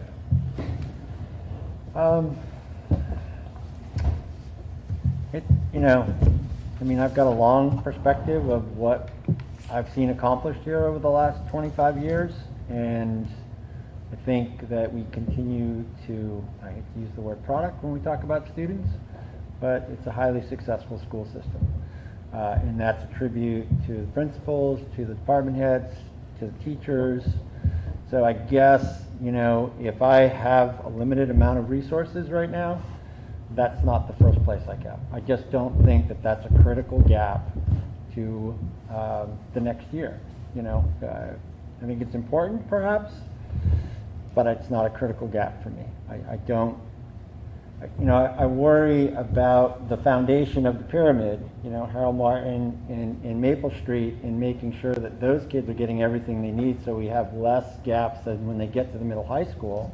So that's why I feel like funding those positions is so important. And there's only so much pie to go around. So, yeah. Can I ask a question of you, Chris, again? So this is drawing on my experience as a student, and it's probably changed a lot. But those ecology classes used to have like a pretty diverse array of students, and so it was kids who weren't necessarily in the AP classes. They pull in some of those kids, but it was also kids who were sort of across the rest of the spectrum. Is that true? Yeah, I would say it's still a mix. Part of that too is Mr. Foreman.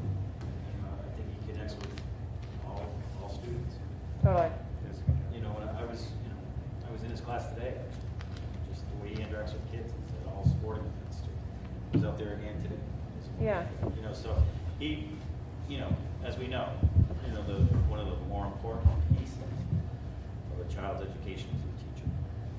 So the relationship that he builds, it tracks, and I think last year's request also reflected. Yeah. Well, It's and not my typical that we thinking, see that number of requests. yeah, and my thinking is like if that's keeping kids in the science curriculum who want it and who want to be there. I think that I agree with the base of the pyramid for a lot of stuff, but I think that there's also, this is where it's like, I think about shop, there's also like those classes where for kids who might not necessarily be leaning in to science or math or otherwise, if they're there and if they want it, then it's sort of something that I would bump up into the fund that list, because I think it's important for those kids. Right, and I think there's a new trend I'm starting to just see at the high school level where like even CRTC, if we, not to be stereotypical, but if we think about where we were in high school, it was a certain student that went to CRTC. Yeah. But now like last year, 2 years ago, we've had more of those science-minded students, high-performing students going to CRTC to take advantage of the health science programs. Yep.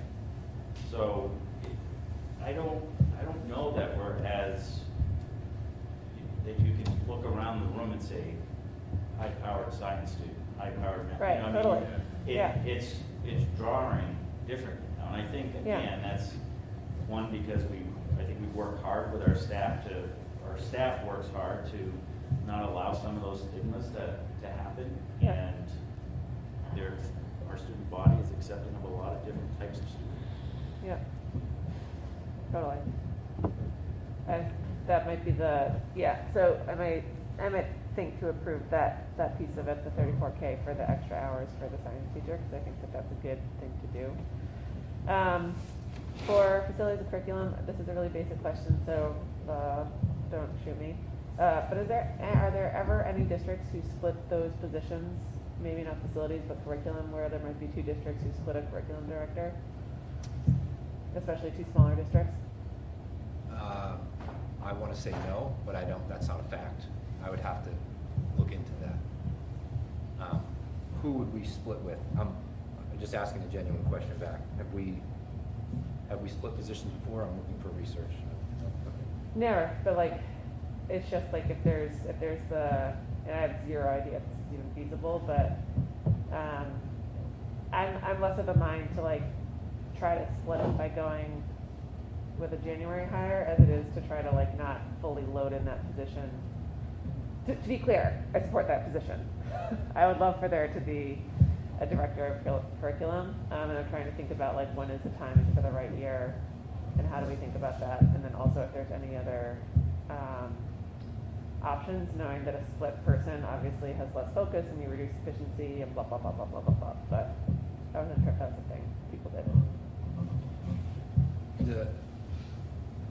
Another avenue that people do is you stipend, but then you stipend a high school teacher, right? Say an extra. So you have essentially you have a director of secondary and a director of elementary, but they're both teachers with a stipend area. Right. That also has to reduce their teaching load because they have to do that job. Totally. Like you can't just add it and expect results. Right. You said, so. Yeah, and I don't love that as much because I think it's really nice to have someone who has experience looking at a K through 12 visibility. And I know there's been people on our team who have done this as a plus. Just if there's someone who is specialized in this, if there's a way to think about how we utilize the person. Yeah. Well.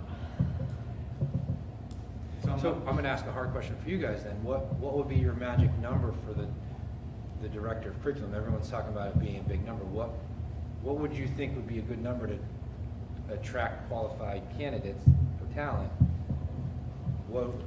That number that I put in there was literally middle of the road, 100 plus benefits. Right. Personally, I mean, it's a big number only because it's a large number, but I don't think it's a false number. Yeah. And so I'm not advocating that we reduce it just because we think 160 is big and then we don't hire a good candidate, we have to spend 160. So I don't challenge the number, I just challenge. I mean, we can present a budget that's 7.5%. I don't. Right. And so I'm just trying to figure out how we reduce. No, absolutely. I wanted to make sure it wasn't just a number. Meaning, if we came back in 2 weeks or a week with the salary reduced by 20 grand, so it starts at 80. That would fit into that final number that Rob kept talking about, the 2.5 plus whatever. So. If we go to 3%, based off of Rob's list, the 3% increase number is 659,201. We subtract Rob's yeses, which are 451, and that leaves us with 208, which is basically curriculum plus something. But that's the difference between 2.5 and 3. And we still have 2 contracts, right, there. To negotiate, They're gonna fit into whatever our bottom line is, so it just, you have to keep that in mind. Yes, totally. But I just wanted to if we're looking at the spread of where we're at. Sure. I think Chris made an important point when I think about a curriculum director and these other positions that we're talking about. I think it's more important to fund positions where people are direct hands-on kids. I mean, the more staff that are directly interacting with kids, the more supportive it is to their education in terms of, I don't want to say a curriculum director is not valuable, but the immediate value is critical. I'll just what I heard through all the presentations here is that the curriculum director would be incredibly valuable for both education as well as to the administrators for their job functions. So I'm not challenging you, I'm just, the perspective I heard is a little different than what you just presented. Right. So Right. I value both. And so I can see the value in Again, I'm not saying it's not valuable, but I don't know if, I've not lived the experience of the trickle-down effect of the efficiencies that come from having a curriculum director. I do have the lived experience of saying, we do really well, and maybe that's, part of, we struggled in this area as we went through, curriculum mapping and all the rest of it to make changes that were, vertical. You guys have had experience trickle down from my curriculum director, correct? Any of you? Well, Amy, Amy, oh, yeah. Amy, Not quite the same. How big of an impact was it in your teaching at Bow? My last couple of years there was when the person had moved in, and initially they were what Mike had talked about. They were both stipend high school teachers who were the chair of their department, and then they reduced their teaching load. So they weren't direct, one person K to 12. But what we saw was an increase in evaluation feedback in your classroom. That person specifically could come in and watch you teach, and it wasn't really evaluative. It was more about how can I get better with my instruction, which is a different role than a principal. I'd like to think that I have that same, influence when I go into a classroom, but really that person would come and, we would say, I'm kicking off a unit on fractions. Here are the things I want the kids to know. These foundational half, quarter, whole, and he would give me feedback about how that worked. And so I think it was, did they do a lot of direct work with students though? No, it was teachers. I mean, that seems like that's their job. What they're doing does affect the kids because they're given information to the educator on how to improve instruction, how they're related to kids with special needs in all locations throughout the district. So I don't want a number to scare the board, but I do understand we have to be fiscally responsible. So I would like the number revisited from the superintendent in the next phase and really look at how we can fit this. Well, there's a lot of things that we can maneuver here. Like you said, where we started. Rob, I'm not trying to. I don't think Rob's saying that. I think Rob's tying he said it very specifically. There's only so much money. Yeah, of course. So when we're and that's what we've done, presented, and all it is opinions. And I might come back to you in a week or two, whatever it might be, and say, listen, we evaluated as a team, and this is what we need. This is what will help us improve or grow, and it will have an impact, whatever it may be. So we're taking all this under advisement, and then, what we talked about, can we get more creative with esser? Does that become more recruiting? Does that other 40 grand that we find in discrepancies, does that help alleviate that 208 number that Dulcie mentioned? So there's still work to be done. I don't want anyone, again, I said at the beginning, it's okay to disagree. It's okay. And we'll get to that 2.5, 3, whatever that number is, that's appeasable for everyone here. But the reason why we're having these sessions are exactly so that you guys are a part of the process. We're not coming to you tiered, we're not coming to you. You get to hear all the hard discussions, and then we'll come back and say, here's what we really need or are hoping for you guys to support. Can I ask another question? Yeah. So at your old district, I don't remember, I could have totally made this up as an artifact in my head. Did you do any curriculum work? Yeah, I was the director of curriculum. But also technology. And? I think the title was 21st Century Learning Instruction, Assessment, and Technology. That was a committee decision. Yeah. They cut, what happened is the assistant superintendent retired. Yep. The director of technology left for another district, and the director of curriculum retired. So 2 retirements and 1 left. My boss at the time said, Mike, go do all of them. Right. So that's what I did. So I did the assistant superintendent, which was essentially the superintendent of, it's hard to put in, we're a married district. So I ran Hampstead on top of the person that left with curriculum, on top of the person that left with technology. Okay, so we've got technology, because so this is the buckets that are in my head are there. So the 4 that have always come up, and I know we're not talking about these positions this year, but we've always talked about social worker, HR, curriculum, facilities-ish, right? But you would not, even though you were in a uniquely married role, it would be an anomaly to have, actually, I don't know, would it be an anomaly to have curriculum with an HR person as a dual function? Oh, they're different. It's different. Different roles. But I'm Yeah. skill set.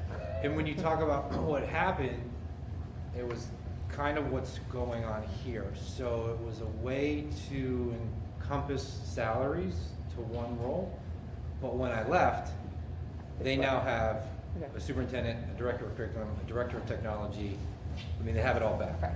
Totally. So it was a cost saver essentially for 2 years. And he left. And I, Right. Yeah. So that was a good decision on their part. it was a great decision by me. Okay. So you kind of brought up facilities, and it doesn't marry. That's why I want it. We've talked a lot about curriculum. I just want to reemphasize the professional development and the supporting of adults. All right, and we've talked about teacher retainment, how we're going to hire, what we're going to hire, and how we retain and recruit. Having those pieces of the foundation is also part of that job description. And I want to also support Rob. I get it. He's been here. He's lived it. We've had great results. That's not a question. Or is also, are our standards aligned? Are we asking you, like, all of that, where you may have had success or not success in curriculum mapping, you brought that up. That is, to me, that's not the teacher role.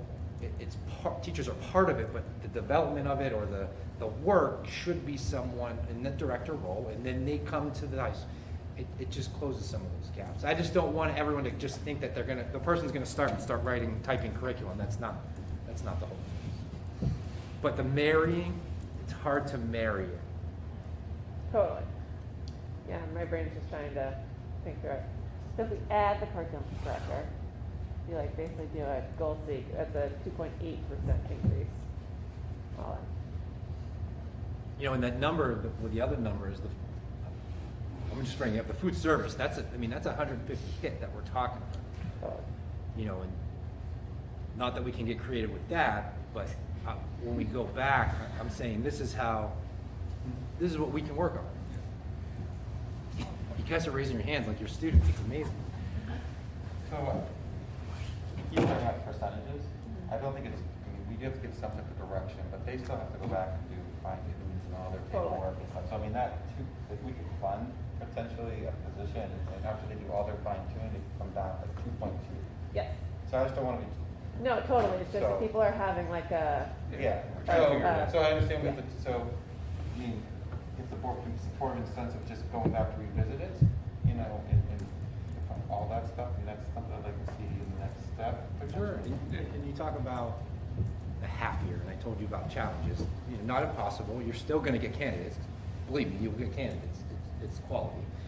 Can you play the dice game with supporting the 5th grade teacher through ESSER, and that alleviates that stress, knowing that next year comes in. Like there's a way to play that number the opposite way.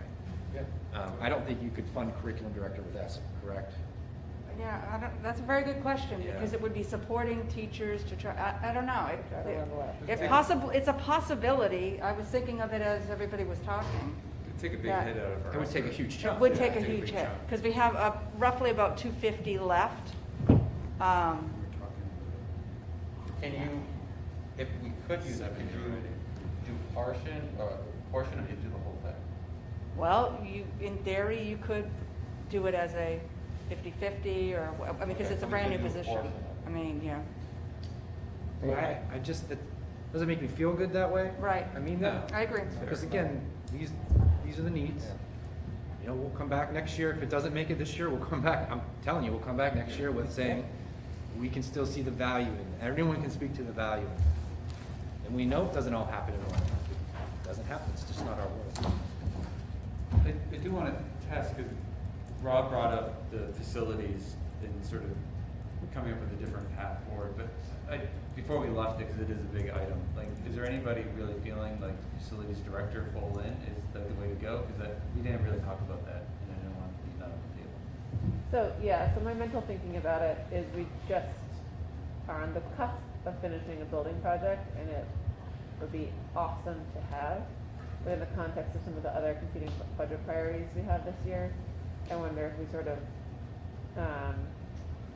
my instinct is, well, it like kills me to say this, is to sort of defer that for a year and hope that in what we have right now, we can sort of keep everything going well and then pick it really seriously, evaluate the conversation in a year. because I think that it will pay off for itself in a lot of ways.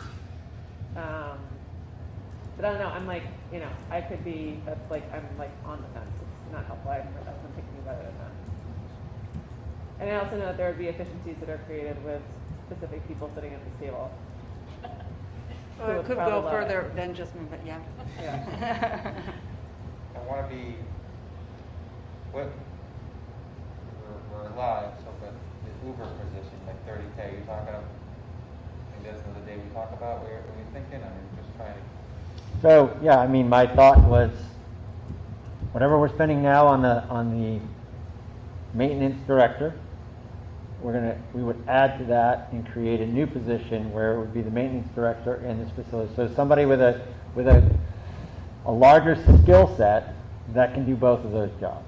That's my question. So maybe they're doing less of the day-to-day, right? And doing more of the planning and forecasting and all of those other things, but I'm having a really hard time wrapping my head around a full-time facilities director for 3 buildings. I'm really struggling with that concept. It just seems like way more position. Maybe I don't understand it, but it just seems like a lot. So I will give you a little bit of experience. So I mean, for me, I hear the dollar value is high. I'm not saying I'm all for it, but I gotta tell you, being on the call with Jay Burgess, hearing about money coming back to this project that we'll discuss later, for him at the top of his mind, say this is what we need, this is what we need, this is what we need, this is what we need, and not having to have other ways of knowing information, taking time, Michelle digging through all the stuff. It was 5 minutes. We had like a list of okay, this is what we need potentially, how to alleviate CIP. He had a path forward before the call even ended.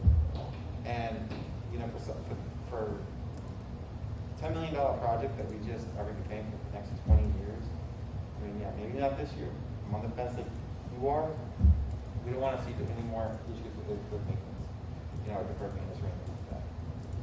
I don't see those as equal things. I just don't. I mean, I think, what Jay does is at a level that's here on a very broad scale, and he's very, very good at it. Do we need that person here plus somebody to be the maintenance? I just can't. I don't get it.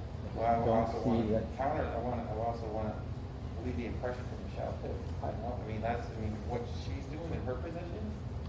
I mean, how can we alleviate work from her so she's able to do more? She's working 80 hours. I'm trying to look to that for her too. Right. And I get it. I mean, my question is more to Michelle. Like, is it a problem of skill set, or is it really just the amount of workload that we just don't have enough bodies for? Because I don't know that we could pay someone $30,000 more if there's not enough hours in the day to get the work done for that individual. So we've never had this position be a real true director of facility, even though the position title is called director of facilities. Because part of the position is that they are a working director. So it's hard for me to think about it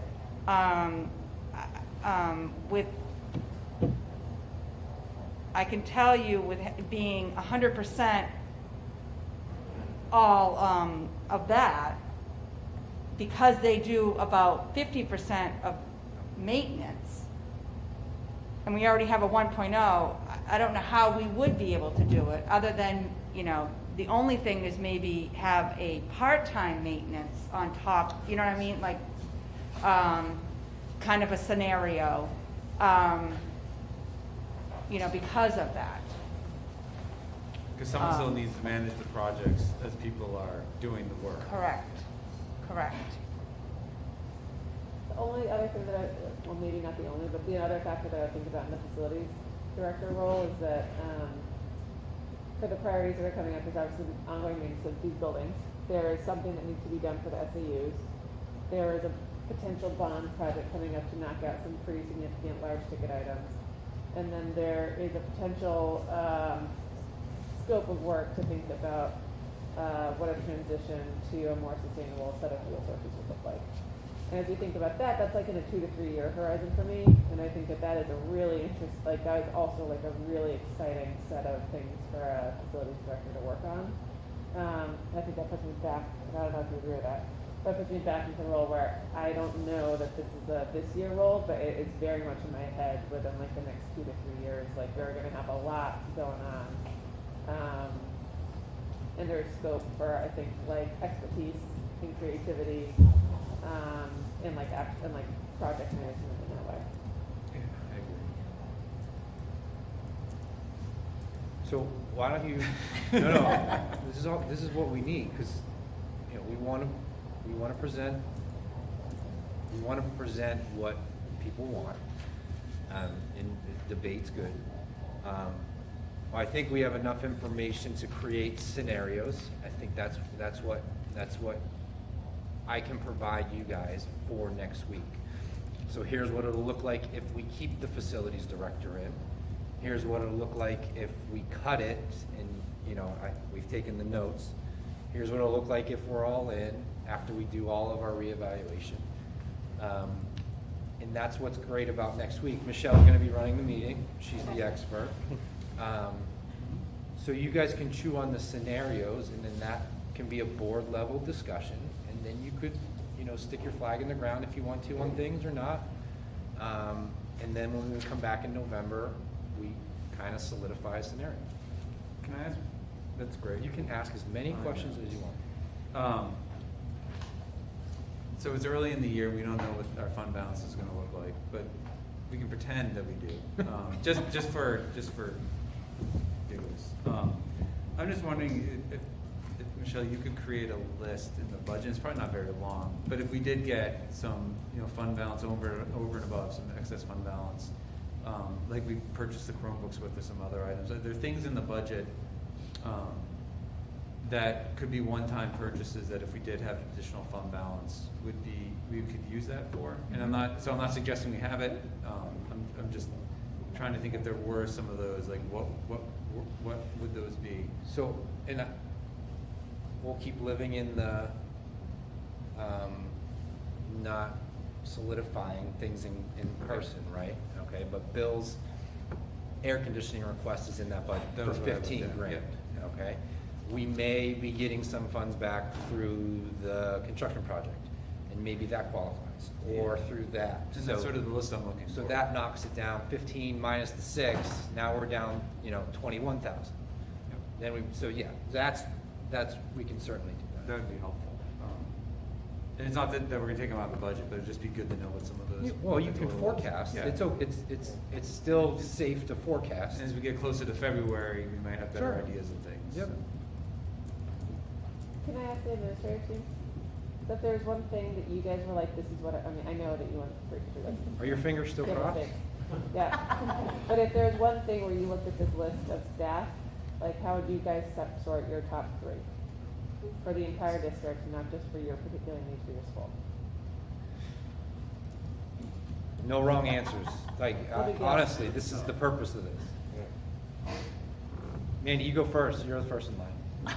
First, well, I definitely, I'm gonna cross fingers with Amy on fifth grade teacher for sure. Well, assuming that we've got the 5th grade teacher, yeah. So You guys, you can't cut someone out. That's one of the 3. Really, I'm not sure what else is on there. I'm gonna be honest, I think the curriculum it takes off time, resources, things like that from other people. Yeah. I think that would be huge. I'm gonna stick with those 2. I mean, obviously the extra teacher, the extra time for the teachers and adding those pieces in at the end. Okay. Joanne? Grade 5 teacher, wellness, university professionals. Okay. It's hard because I can't imagine not having a grade 5 teacher that would never want. Totally. I haven't talked enough about the wellness thing, but I do, you This know. goes with the grade 5 teacher. Right, so That's an easy add. you're just decreasing that. Notice Amy's answers. Notice Amy's answers were all about Amy. I know. Okay. Well, and I'll say it again, university specialist is huge. I think my FTE talk earlier was really relevant. Yeah. When I came to Hopkinton 50 years ago, we really had no math support except for teachers. Right. Doing great jobs. That would be my strong number 2 after the 5th slash 1. Yeah, okay. He Great, said 3. Well, the curriculum. Okay. I could list other things that weren't even. Oh, you already have a list, yeah. I won't go against mine. It's a hard question. I mean, I've always been a supporter of the curriculum director, or director of curriculum. So it's in my top 3. But when I look at the additional 5th, they all support but unique ways. It's not Right. like just a 5th grade teacher. The middle high school is just a different entity. Yeah. So it's a hard, so I'm gonna say that the additional 5th is part of it. No, it's fair. You gotta walk in your building well, so that's fine. Is part of that top 3 as well. With my, growing up in construction, a director of facilities, we just put a lot of money in, and I do not want to be running around my building putting buckets underneath the leaf roof. Yeah. So this is not an exaggeration. When we had a deep downpour just over a week ago, the first place I went was to make sure there wasn't another roof. And was it okay? There's a small drip. But that's not part of the facilities problem. Right, totally. Right? Okay. But I don't want to have to worry, why am I taking 10 minutes, now it's 10 minutes, but why am I taking 10 minutes of my day to be worried about that? That shouldn't be me. Yeah, And I'm not saying no to input check it, but that's just totally. it's on my shoulder, it's just something I warrant. Sure. Thank you. Yeah. I support everyone equally, but I would say having, because I work with them so closely, I will say that the maintenance department is continually stressed in this district. They're a group that never quite has enough time to get all their work done. Does that mean a director is the right fix? I don't know, but I know that that's an area that has real impact on the ability of the rest of the building. And that being said, the richness of the experience in Hopkinton is always something that has been extraordinary strengths of this district. It's also a costly one in a small high school. But to the extent that we feel that we can support it, I feel like the students really benefit from those experiences as they try and figure out what their own life path is going to be. Michelle? So it's very hard, but I guess I would say that, and I'm not an education person. I work in an education environment. Really? So I'll preface this by, a financial person making this thing, but I guess I've been drilled in that early intervention should reap rewards, or necessarily not rewards, but not as much expense in the end. So that being said, I would say that the 5th grade, especially because of COVID, which goes hand in hand with the wellness, but then I have to say facilities. Some kind of, whether it be whatever, but I've been here 17 years, and it's no knocking anybody that's been in the facilities director role. It's just how much we've been able to really support to be able to get what we really need. We haven't been able to do that, and I would just hate, because of what we just did, whether we wait one more year. But I can honestly tell you, we shouldn't wait more than a year. I don't believe. Because we want to make sure that we don't go down the slippery slope of what we've been. So. Do I get to go? I was going to say, you don't get to go. So in my, Add to the facilities piece too. We just added new equipment. the air handler, you know, and somebody who can keep up on top of making sure cartridges are changed, the air filters and that sort of stuff, and that routine thing. We don't want to lose any of the air conditioning units or the, Right, totally. especially right now, we're wanting to make sure we get air exchange rates overturned. So my 4 months of experience here, in my 4 months, the 5th grade teacher is huge to me, and that's just my principal brain kicking in. And not just principal brain, but culture brain, building, what comes out of that, right? Having the stability for students, staff, all that.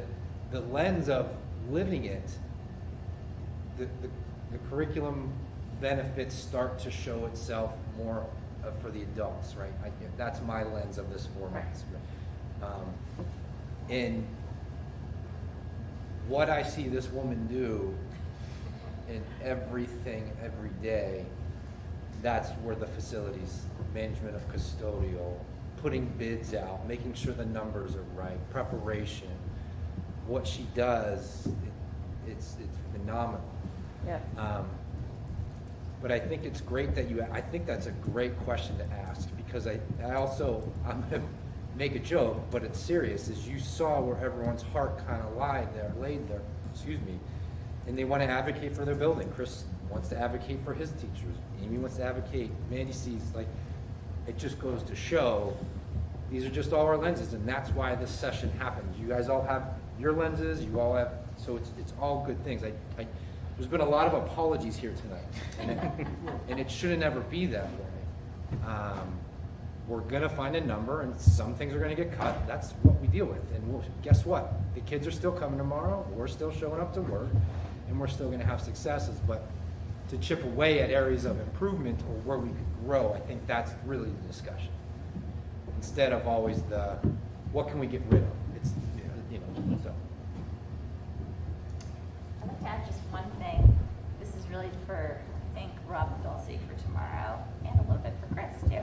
So the additional English, I've been thinking about it as we've been talking, just looking at the potential of adding that middle school class, possibly through esser, as a close the gap, raise the bar, because it does sound like something that perhaps we don't need forever, but certainly, you know, in the next couple of years, I don't know if that's just, I would love for you guys to consider that tomorrow when you're talking about other esser considerations.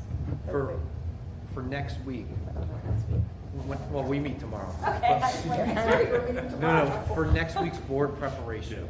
Okay, I talked about scenarios. Are you guys, now this is specific, are you okay with, it's gonna come from Michelle and I with their work, I'll call them one-pagers. So I'm not gonna present all of that again. It'll be the adjustments. Like, here's scenario one, what we talked about, wellness and numeracy supported by esser, 5th grade teacher in the budget. You know, are you just okay with snapshots, or do you want full? I'm asking, what do you guys want for those scenarios to be produced by Michelle? I'm comfortable with like a one-pager that has the scenarios with bottom line numbers, but Rob's more of a spreadsheet guy than I am, so I don't know what he's more comfortable with. I gotta think about that. I'll tell you tomorrow. I'll see you tomorrow. Yeah. And I'm only doing that to eliminate another scenario, right? And then we come back. Yeah. I mean, yeah. We can talk tomorrow. I don't know if this is appropriate for a public session or not, but I want to just cut me off if it's not. But in this facilities piece, you know, it really makes me think about the general structure of our maintenance staff and the onus of responsibilities. So when I worked at HB, the person who was our head custodian had a lot of responsibility. It wasn't just the head custodian during the day doing the work, but was doing purchase orders, was communicating with the night staff, was a head custodian, kind of like a department head. And I don't know if that's our model here, but I mean, as you think through this, one of the questions I would ask is our model effective in terms of identifying problems, taking control within the building, and reporting to somebody who would be this director of facilities? Because it seems to me that if you had that role in place where the day person truly had more of an administrative role as well for both purchasing and identifying problems that gets cleared by a director of facilities, then you can help clean up a lot. And they also act as a bridge to the night staff coming in. So more of a supervisory role for that day custodian that I would call a head custodian. So I'd be curious about how that might create some efficiencies, but also, be economically a little wiser than what we're doing. I was just, rather than trying to talk this out, I just wonder if it makes sense for you, Rob, to connect maybe with Michelle and just talk about, because that'd probably be easier, like if you can get those questions answered directly, because it's hard to do here, but And we're going down that avenue of personnel. But I think if you guys connected, Well, we'll see. and all of us can connect, I think we just figure out like what is the structure, because I think I'm making some assumptions of what's going on that may not be true either. And so it might just be good to sort of connect and get a sense of what our custodians are doing now and why change is needed. But that might be the best next step. Sounds good. For Tuesday's meeting, can I have a travel pack, just print it out? We can email Monday? to you. Can we email to you? No, it's Oh, hard. you leave it's hard Monday. Yeah, I leave Monday. Monday we could probably, we have them by Monday. One pagers, we can figure it out. Yeah, it's just hard to be on Zoom and go back and forth. Sure. Yep. The printers in Germany. I'll be in New York Times.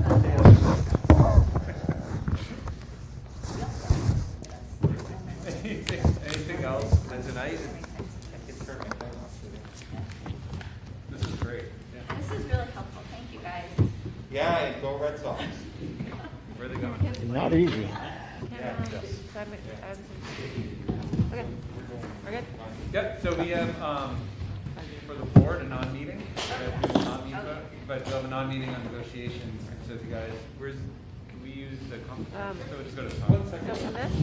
So for this, You're bringing us. or raising the gift, do whatever, can we do a point two under Tuesday, other? the positions that we kind of were in favor of tonight. what the- I'm gonna create scenarios, Or, one I pagers, mean, we could do everything. point four, but I All feel the like things, that's whether if that's actually what it is. esser- Shush, You have enough direction. Chef Boyardee. If he doesn't have direction after 3 hours, That's gonna be Okay, menu. no, You're Don't worry, gonna have a whole menu. This is currently 3 IAs. Thank you, everyone. No, but What it's did you multiplied do? by You point would six. like Michelle for. And then if we Michelle, add if you in- don't mind